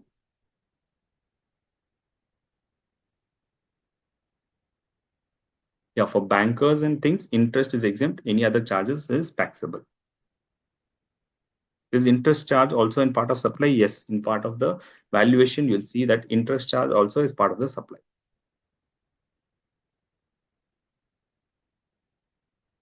No, I'm sorry, not the interest charge, the penal charge. Interest is exempted. In both the cases, interest will be exempted because interest, we have this entry itself, right? The entry is not only for banks, it is for everything. Extending deposit, loans or advances, in so far as the consideration is represented by way of interest or discount, is exempted. So interest will be exempted. This penal charges, the question is on taxation of penal charges. In the first case, it will be part of the transaction value. In second case, it will be under exemption.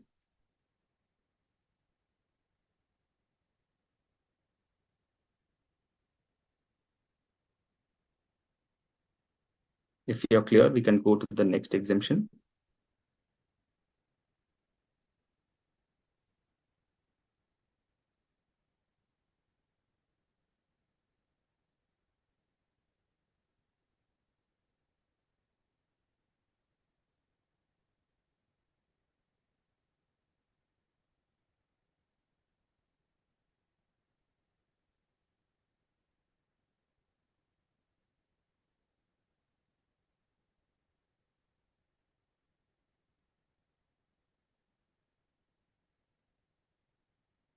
Interest on different types of loans like gold loan and things.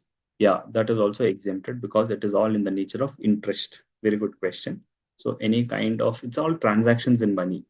When you give loan, will you pay GST? No, because when you give loan, it's not a supply. You're giving him loan and you'll get back the amount, right? So when you're getting it back, it's a transaction money. On top of that, you're charging interest. So this interest, because of this entry, it is getting exempted.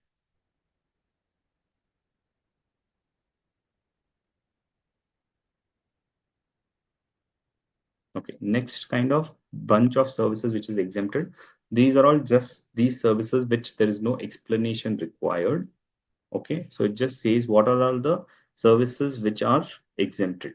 Okay, services by life insurance business provided by a annuity under the national pension scheme. So under any insurance under the by way of annuity under the national pension scheme. So when you pay any annuity under the national pension scheme, so general other insurance is all taxable. If you take a life insurance with the LIC, if you take life insurance with any private company, if you take a health insurance with any kind of a health insurance provider, it is Oriental Insurance as such example, or any other insurance company, vehicle insurance, all of that is taxable. So what is specifically mentioned here, only that will be exempted.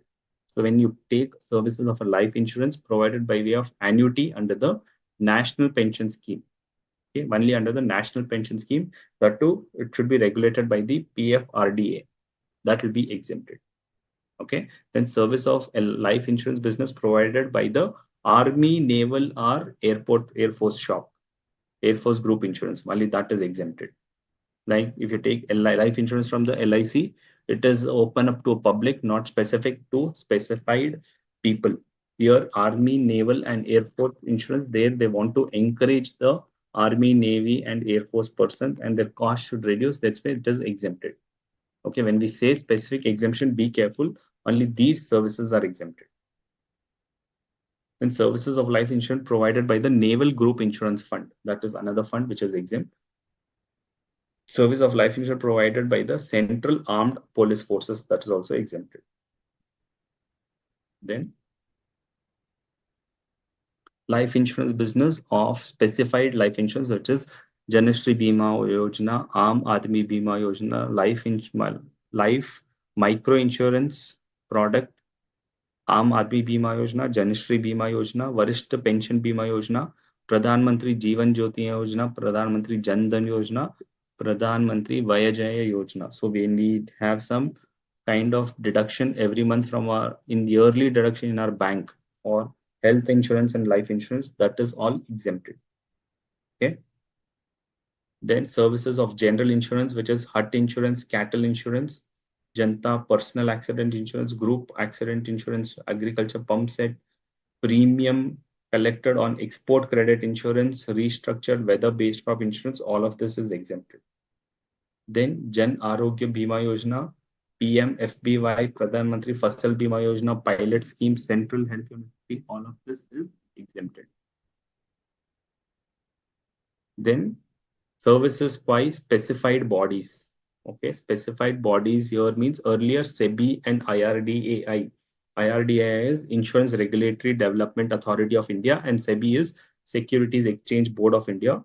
The services, the charges what these boards used to levy was all exempted. Now, when these board bodies, SEBI and IRDAI charges something, then it will be taxable. Earlier it was exempted, now it is taxable. So you have to be careful, because when it is exempted to taxable, the question can come saying that these services are provided, but it will become exempted or taxable. So SEBI and IRDI specifically, remember, it is taxable, and RBI also we saw it is taxable. So what is exempted?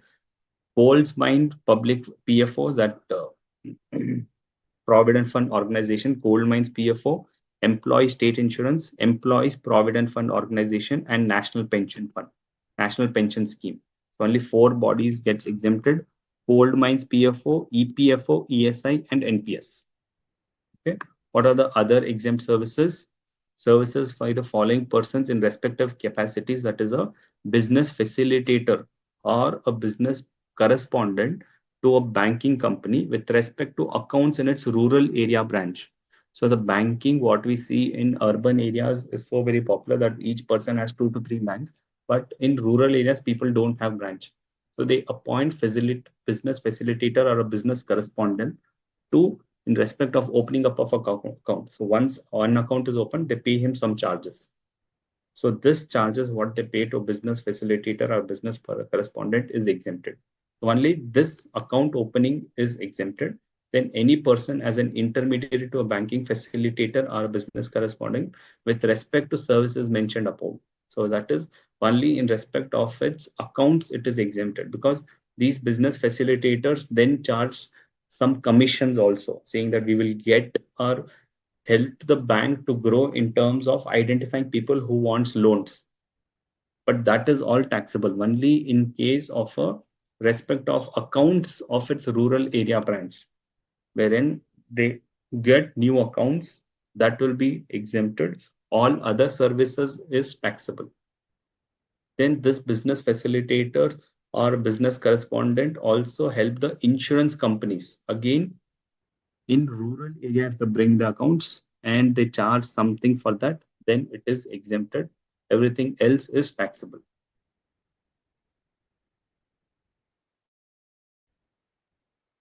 Service provided to the central government, state government, or union territory administrator under any training program for which 75% or more of the total expenditure is borne by the central government.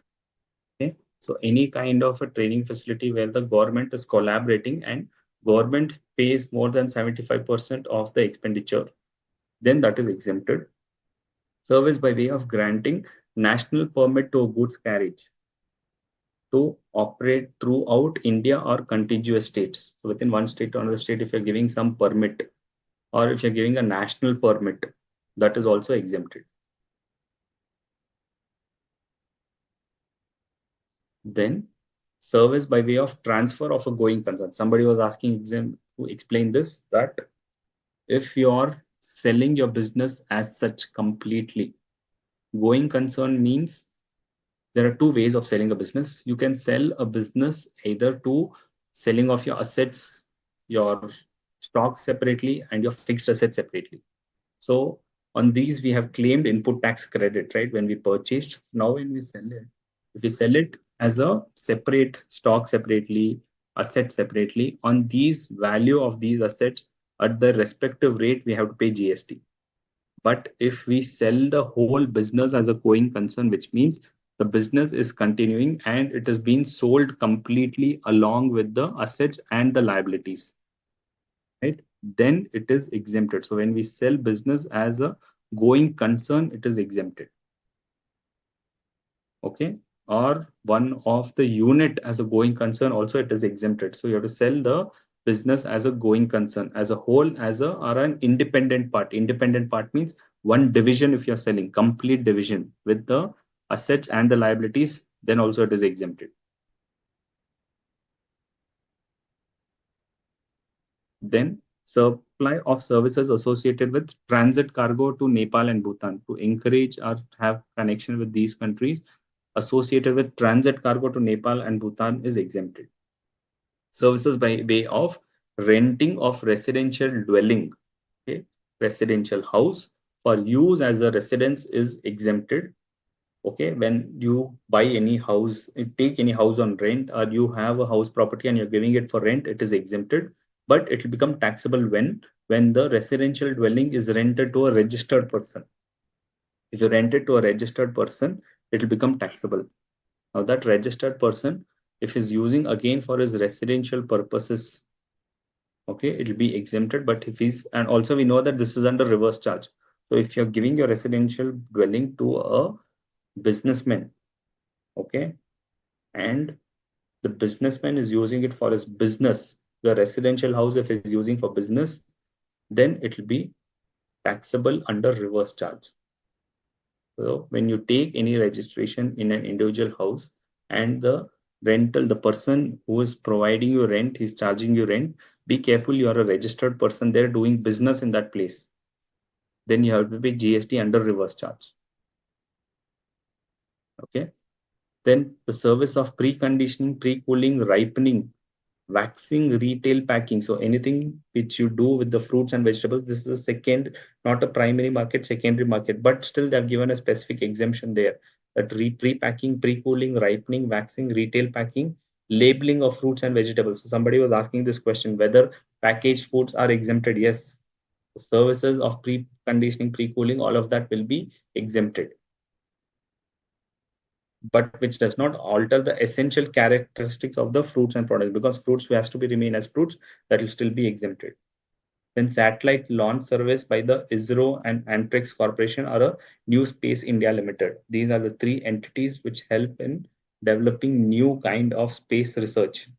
Okay, so these services by them will be exempted. Services by way of access to a road or bridge on payment of toll charges is exempted. All these are the exempted list of services. In case one, interest and penal charges are taxable as it is treated as composite supply. Correct.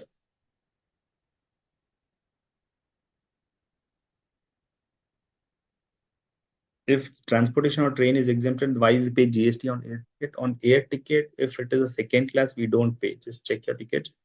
On the service charges, because they have, if you buy it online, there is something called as a agent charges. On that you pay GST, but not on the air ticket as such, unless it is a air conditioner or a first class ticket.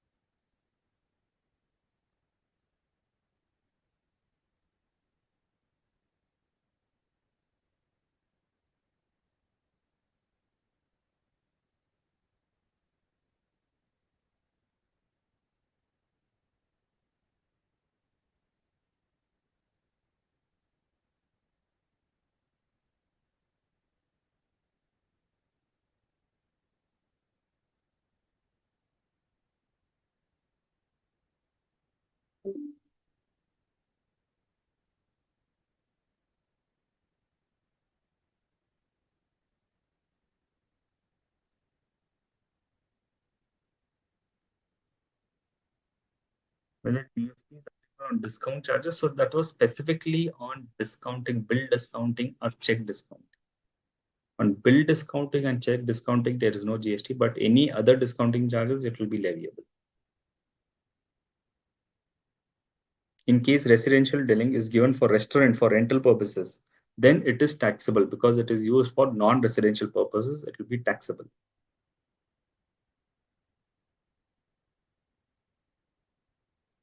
Which of these are commonly availed exemption? I think GTA is the most commonly availed in terms of general use, legal thing, because when you use a lawyer services for your personal usage, then it is exempted.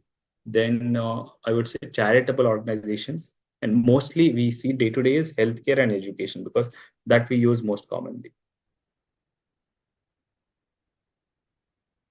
In case to both interest and penalty exempted, yeah, in that case both interest and penalty is exempted in the second case.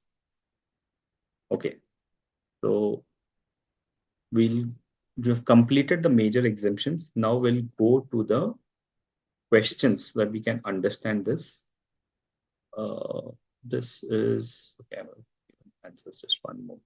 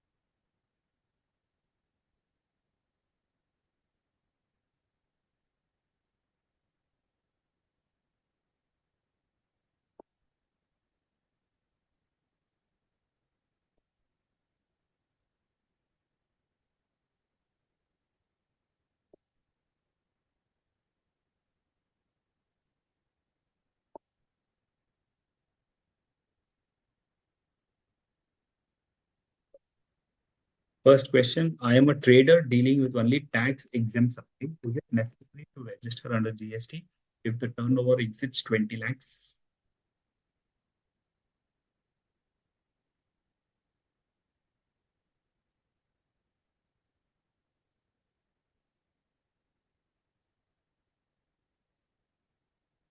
Lawyer services for business incorporation. Since it is a legal charges, it will still be taxable under reverse charge. If residential dwelling renting to registered person will be exempt or taxable. So registered person, the exemption criteria says that when it is rented to a residential person, if it is rented to a registered person, a registered person doesn't use, say I am registered, I'm staying in a house, rented house. Okay. So I'm not using, I'm a registered person in my capacity as a business, but at time when I'm using anything for my personal business, personal purpose, I am not a registered person. I am just an individual. So registered person, when it's for his business, then it will be under reverse charge. Otherwise, it will be under no charge.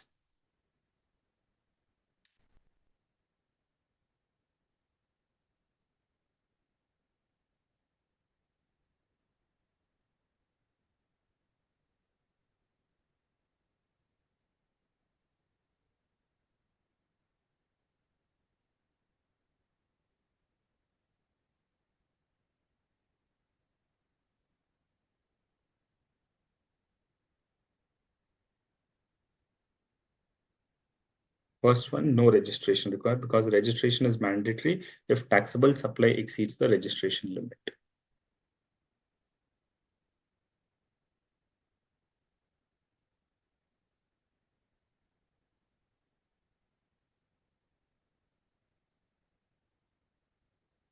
Correct. So the people are given a correct answer saying that GST registration is not requirement if the person is dealing with 100% exempt supplies.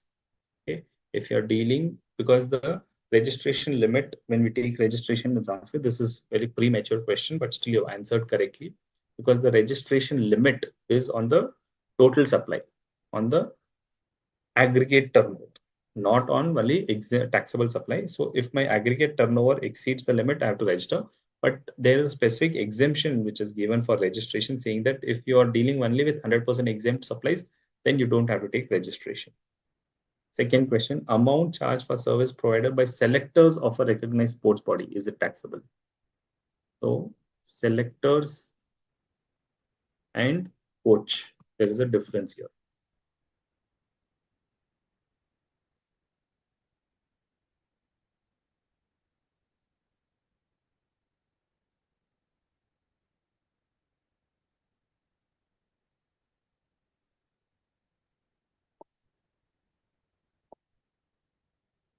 So I'll just share that exemption, which I think we've missed it out.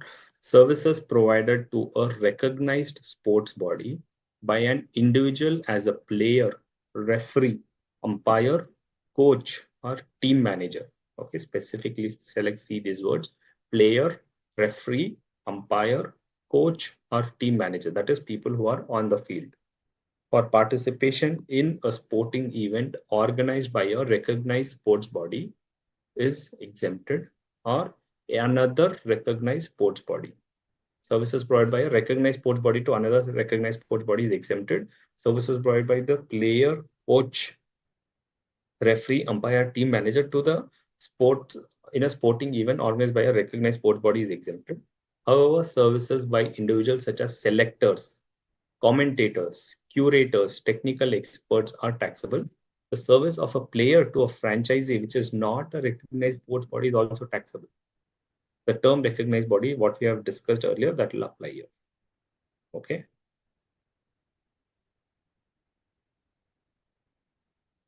Clear with this?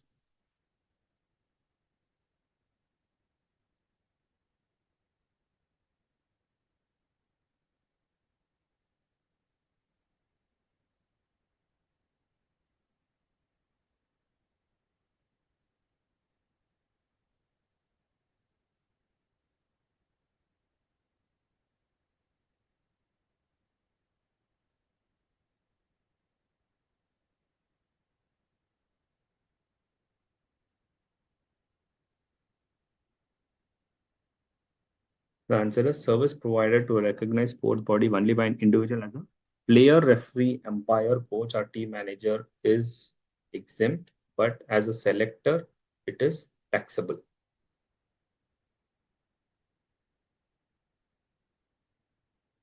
Third question, is service provided by way of vehicle parking to general public in a shopping mall exempted?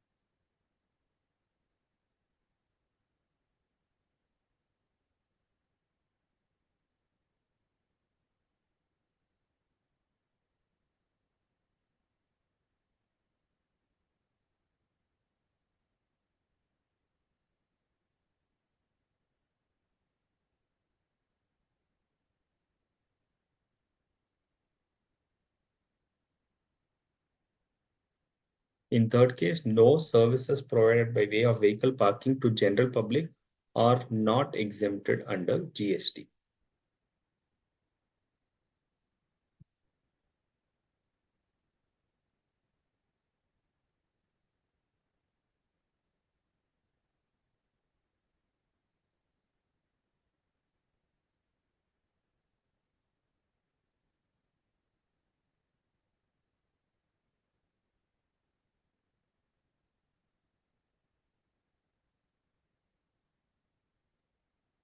Ram and agricultural has stored sugarcane in a warehouse. He has taken fumigation services in the said warehouse from Gupta Pest Control Company, for which he paid a consideration of 6,000 rupees. Is this taxable or exempted?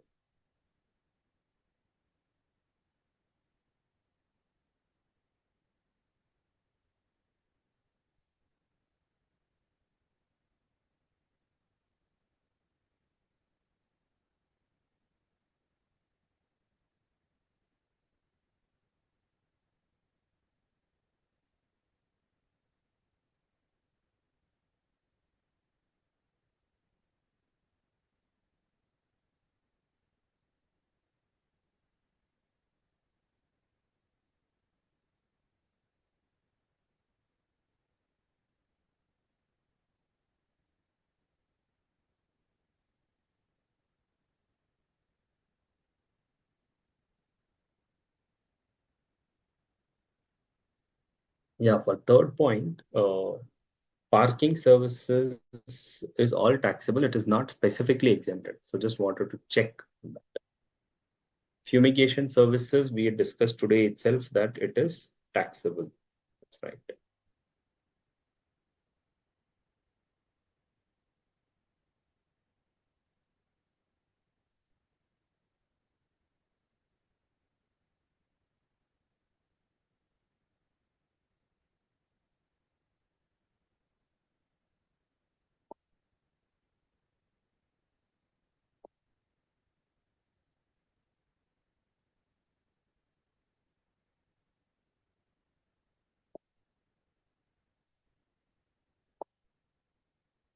Earlier exempted, after amendment, it is taxable. Question number 5. Purva is a team manager for Indian Sports Association, a recognized sports body for a tennis tournament organized by a multinational company and received a remuneration of 2 lakh rupees. Is it taxable or exempt?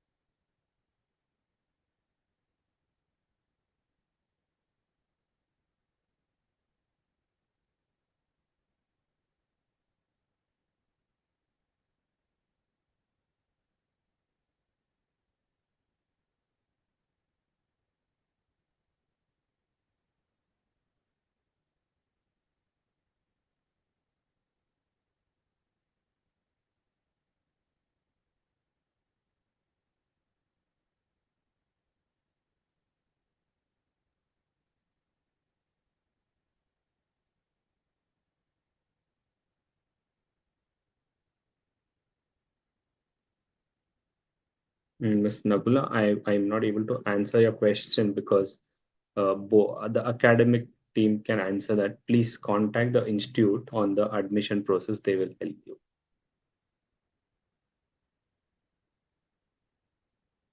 Yeah. Question number 5 is little tricky, right? Because it is to a sports authority, but the services are being provided by a team manager to a recognized sports body. But the sporting event should be organized by a recognized sports body. Since in this case, it is not by a recognized sports body, it will become taxable. So all the conditions has to be looked in together, not just like that. It is uh, it is a team manager, which is fine, but it should be by a recognized sports body. They all warehouse, yeah, fumigation for all warehouse are taxable. Great. Keenan Enterprises and event organizers provide services to Breathing Walls Limited by way of organizing business exhibition in New Delhi as a part of Make in India initiative. Keenan Enterprises claims that it is not required to pay GST, and the services provided by way of organizing business exhibition are exempt from GST.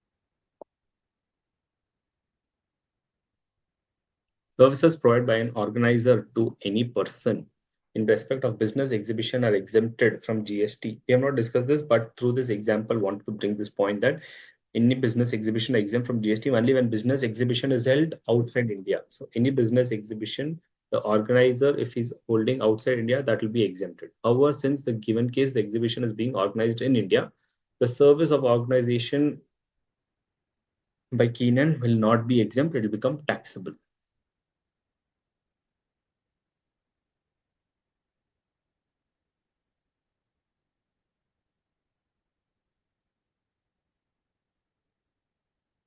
So any kind of a business exhibition held outside India will be exempt. Within India, it will be taxable.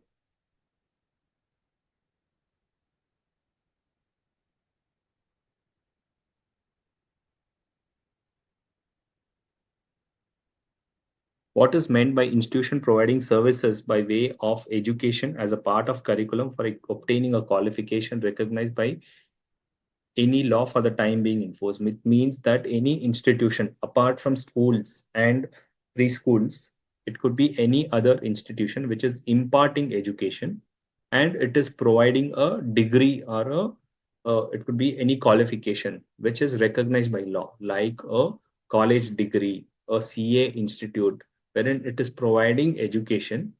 Okay, and part of the curriculum, it is giving you a qualification. You're giving a qualification, legal qualification, lawyer qualification, or a basic doctorate qualification, wherein you get it as a which is recognized by the Indian law. If it is recognized by foreign law, it will not be considered. By Indian law, if it is recognized, then that is a that institution. So basically, any institution like private institutions, private colleges, private tutorials, not private colleges. Private college is also giving you a degree, right?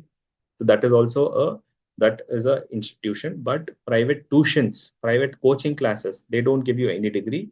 They are out. But the other colleges is all covered here. Why five is trainer is exempt when why is taxable? Because he is वो क्या कर रहा है, वो किसको provide कर रहा है, वो जो इवेंट है वो ऑर्गेनाइज होना चाहिए रिकग्नाइज स्पोर्टिंग बॉडी से। लेकिन फिफ्थ में हमने बताया कि वो रिकग्नाइज ऑर्गेनाइज कौन कर रहा है, मल्टीनेशनल कंपनी। जब ऑर्गेनाइज मल्टीनेशनल कंपनी करता है तब एग्जेम्पशन नहीं मिलेगा। Seventh one, exempt, taxable, both answers confusion। Seventh one is GST is not payable for hiring of trucks. Okay. GST is not payable for hiring of trucks to T2 transporter because services by way of giving on hire. Okay. Goods transport agency is okay. reverse charge. But when you give trucks to a transporter, then it is a specifically exempted services. So when you give trucks to, you're giving your trucks either on hire or on lease, then it is a exempt service.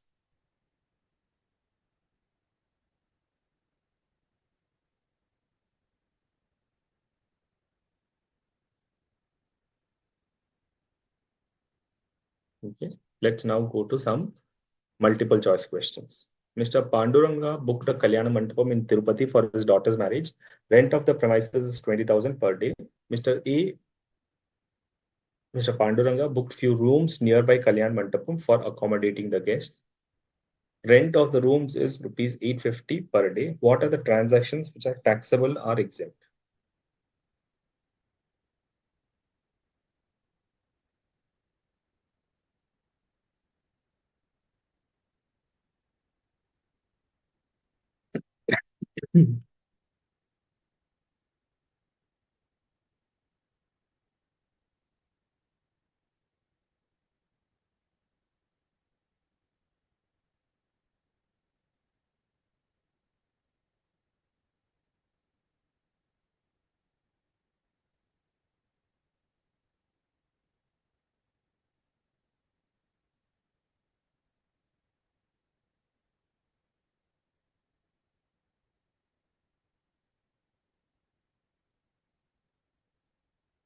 One answer is B. Many people are saying the answer is B.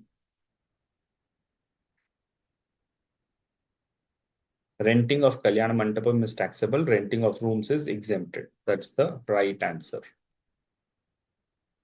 Because Kalyana Mandapam, the limit is, as we know, it is 9,999, but here it is to 20,000. So it is taxable, and rooms 999. Here it is 850. So that is exempted. Second question. Messes X Private Limited providing services of advancement of skill development to various companies. X Private Limited is not paying GST by the notion that services related to advancement of skill development are exempted under GST. Is their contention correct?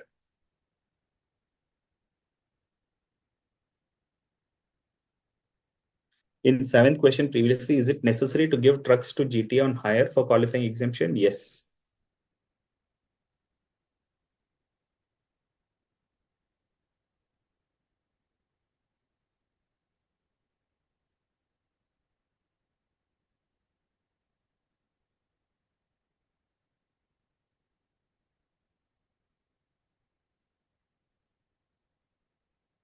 Nishta Shravani, is your first answer D? You're just using it the opposite. Just check your answer. Kalyan Mandapam is जो छत्रम बोलते हैं, जहाँ पे शादी होता है उसके कहते हैं, उसे कहते हैं कल्याण Mandapam.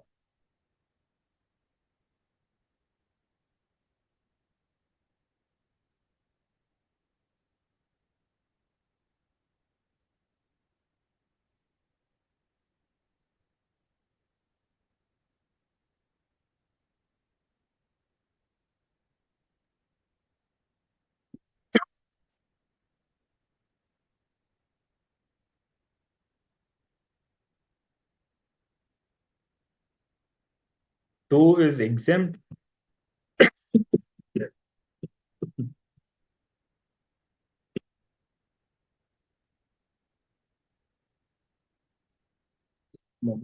Think of your answer again.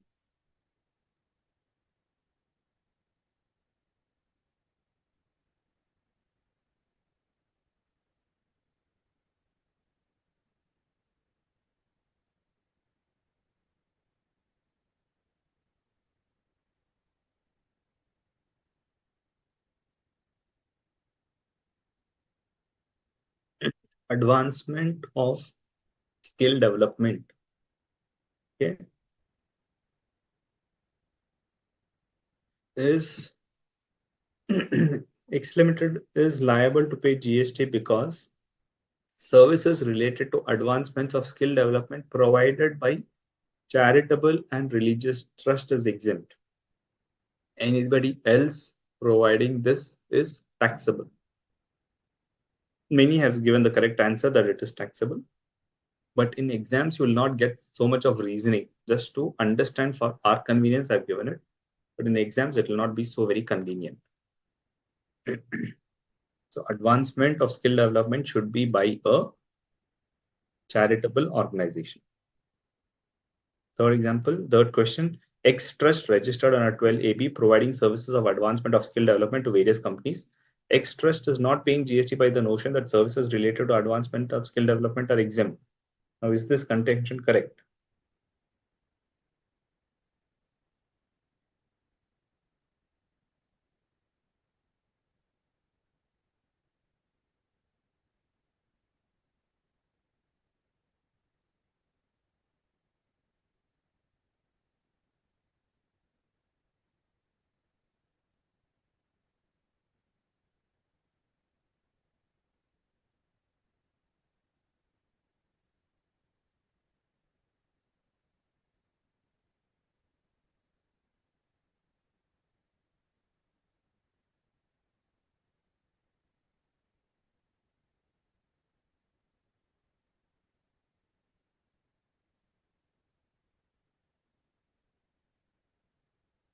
No, advancement of skill development can be in urban areas also, Vaishali, because the skill development for senior citizens that is in rural area, but skill development advancement can be even in urban areas.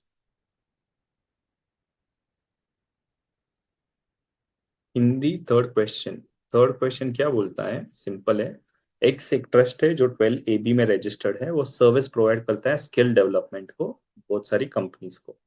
अभी x trust ने GST नहीं पे किया क्योंकि उसका सोचना है कि services related to advancement of skill development exempt है. तो क्या इनका सोचना सही है या गलत?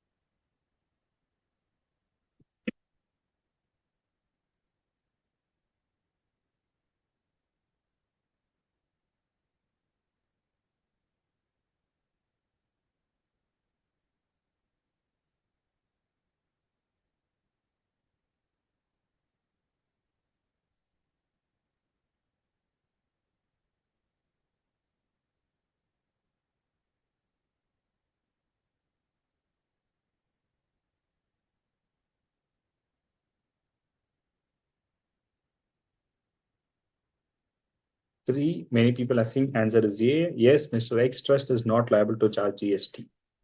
But understand in case of 12AB, providing services for advancement of skill development to whom?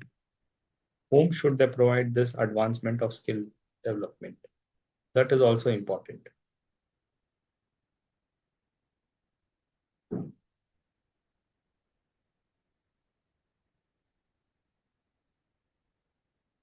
Because the advancement of skill development has to be provided to four categories of people: abandoned, orphaned, or homeless children. Company में abandoned, orphaned, or homeless children will not be there.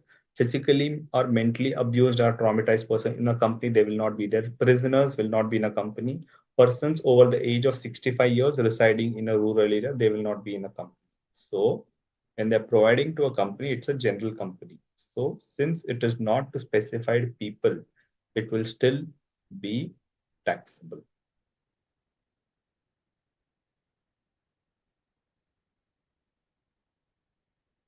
Right? So since this is a specific thing, it will not be exempted.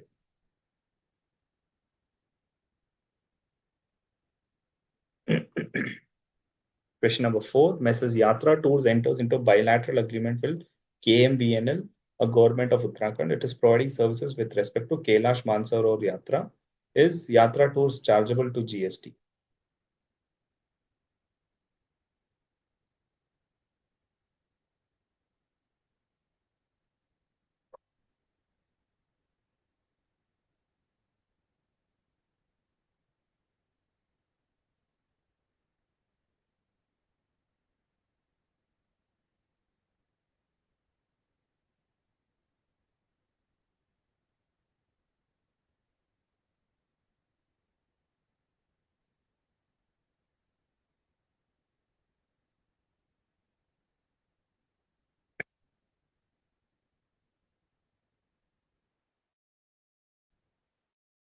GST will be under RCM, FCM. It is not covered under RCM, right? So it will be under FCM itself, forward charge.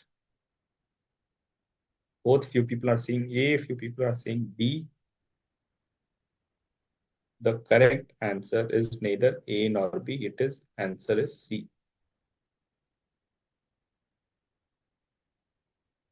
Because services with respect to Kamau Mandal is chargeable to GST since the exemption is available to specified organization only. So any services provided by KMVNL is exempted, but this is services provided by Yatra Tours. Yatra Tours is not KMVNL or a Hajj committee. When Hajj committee or KMVNL provides, only then it is taxable. But they have entered only into the bilateral agreement. The section didn't say that KMVNL can enter into bilateral agreement and that agreement will tell that any other organization will be exempt. No. So that's why it becomes taxable. Which of the following services are exempt from GST?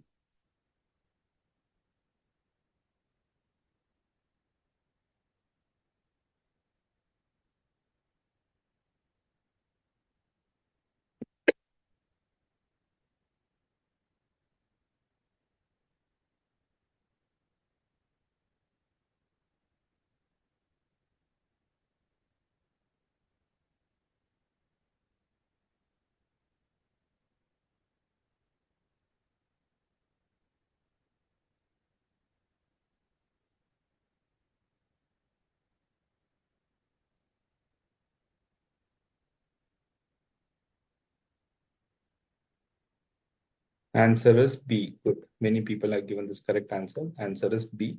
Only warehousing of rice and forest produce is exempted. Everything else is taxable.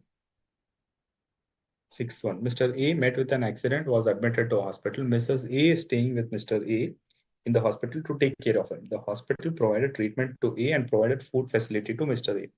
Mrs. A is taking food from the canteen, which is maintained by the hospital. Now, GST officer demanded GST for the food facility provided by the hospital to Mr. A and Mrs. A by stating that it is not a healthcare service. Is his contention correct?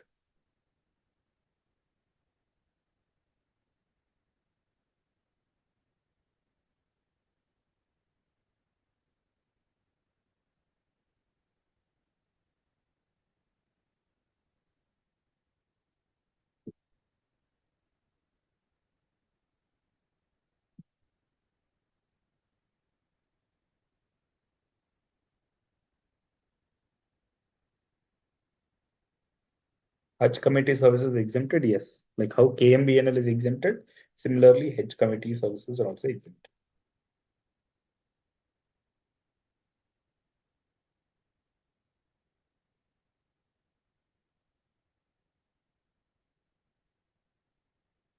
Six B. Yes, many have given correct answers. It is B because food facility provided to Mr. A is part of a composite supply of healthcare services and not separately taxable, but food provided to Mrs. A is liable to GST.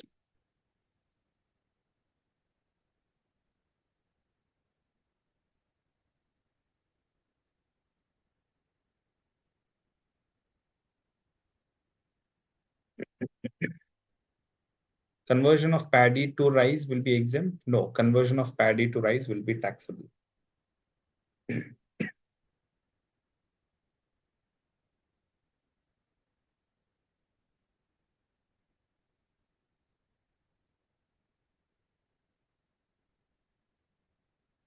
Good, Harshit, you've been very fast with your answers.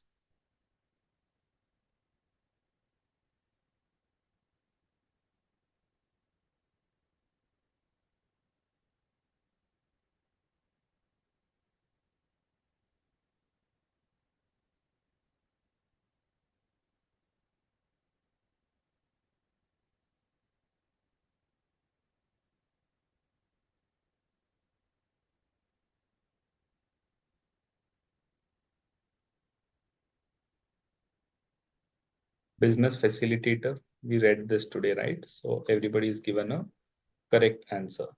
7, the answer is C. Services are exempted which are related to rural branches. Services which are related to urban branch are taxable. Right. Next, Miss Geeta is a dancer in Bharatnatyam. She acts as a brand ambassador to a dancing institute. Is she liable to pay GST?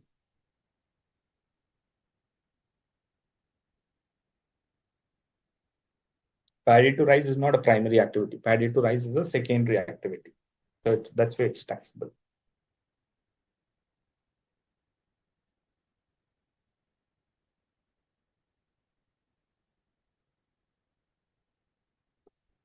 Yeah, Miss J, MCQ1 on room rent. If the room rent is from private renting, like lodging facilities, then it is not exempt. It is taxable. Only for charitable organization, when they provide room rent within the vicins of the premises, it is exempted. General private renting is not exempt.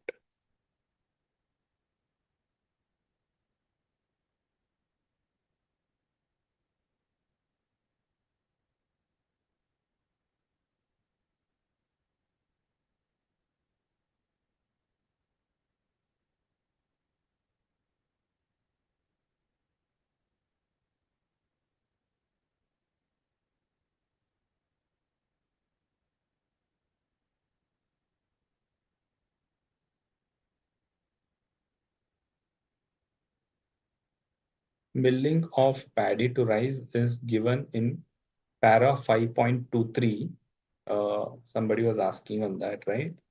On Anmol, on 5.23, you can find the answer for this with explanation.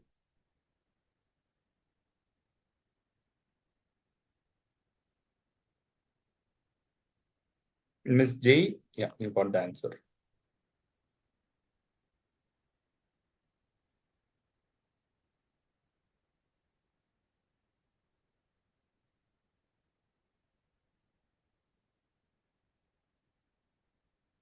Very important question here to understand that yes, providing services as a brand ambassador is taxable under GST, irrespective of any amount, because once you become a brand ambassador, then the limit will not apply.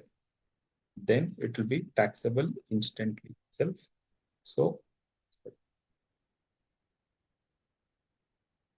in this case, it is taxable instantly. That is, once you become a brand ambassador, you are chargeable. So answer, many of them are given correct. D, people are given A, be careful. It is D. Miss Pavitra is a dance performing in folk and classical art form and charge amount of 149,999. Is she liable to pay GST?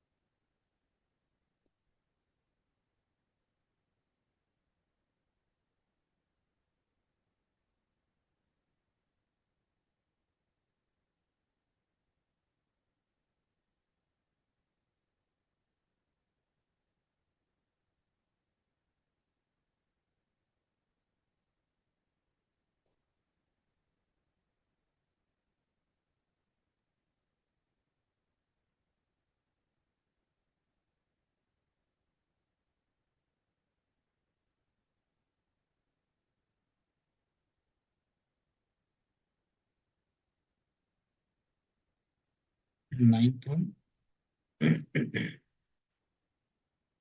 In 8 question, why limit is not required?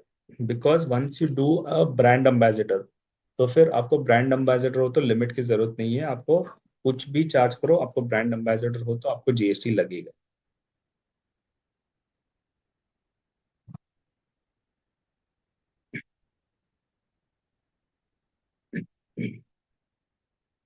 Ninth wala answer is B. Performance in folk or classical form in a consideration up to 1/5 is exempt under GST. Correct. So she avoided by rupee 1. You're right.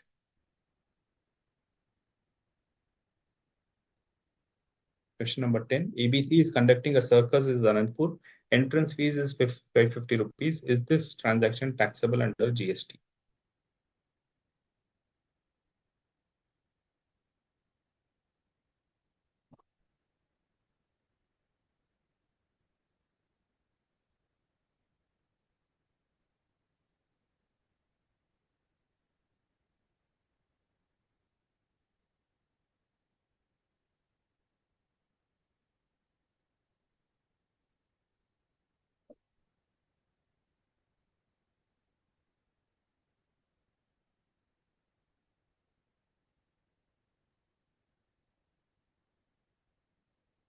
MCQ 4, Mohammed. Let me finish this 10. I will go back to question number 4. 10, everybody is giving a correct answer. Yes, taxable under GST because the consideration amount is more than 500 rupees. Correct. So MCQ number 4.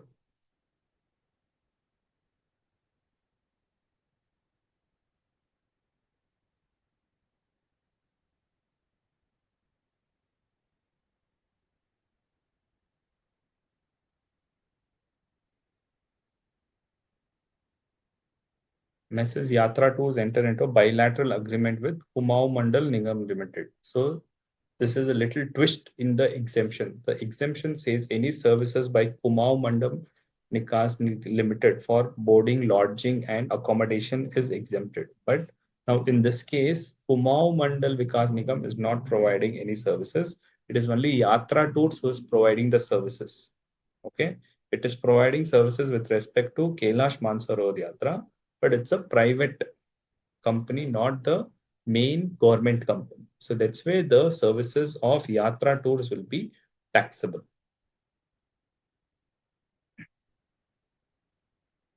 What is the rate, GST rate for brand and ambassador? It will be at 18%. MCQ1, Kalyana Mantapam room is provided nearby, not by Kalyana Mantapam. Kalyana Mantapam is not a room, it's a hall. So that hall is taxable, not the rooms. Room is within the vicins of the premises, so it will be exempt.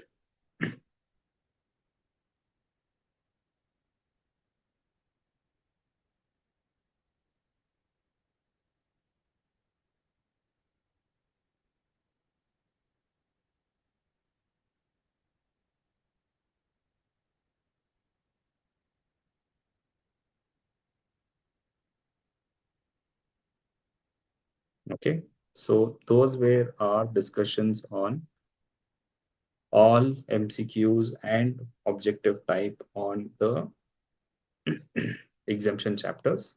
We will meet again on Sunday on time of supply and value of supply. I hope I could make the best use of exemptions because very lengthy and I had to go slow. And few exemptions which will not make any value addition because these are the services there I had gone fast. But hope you understood the major exemptions because the objective was to understand the major exemptions and whether it's there or no. So today with the clarification by one of the students wherein he said that some exemptions are amended. So I could bring in those amendments. Thank you for correcting me. So we have to understand that what were the exemptions before, why it is now, so that if the exemption is gone, also it is withdrawn. There also examiners will try to test whether do you know that or no. Okay, so that's why this is very important that we got to know about exemptions which were there before and which is withdrawn. So now it is taxable. Okay. Any questions? I will upload. I am been telling them. I will again raise this concern tomorrow also, and I will ensure that I will at least try my best because last time also I tried to ensure, but nothing happened. I have told the team they will do it today.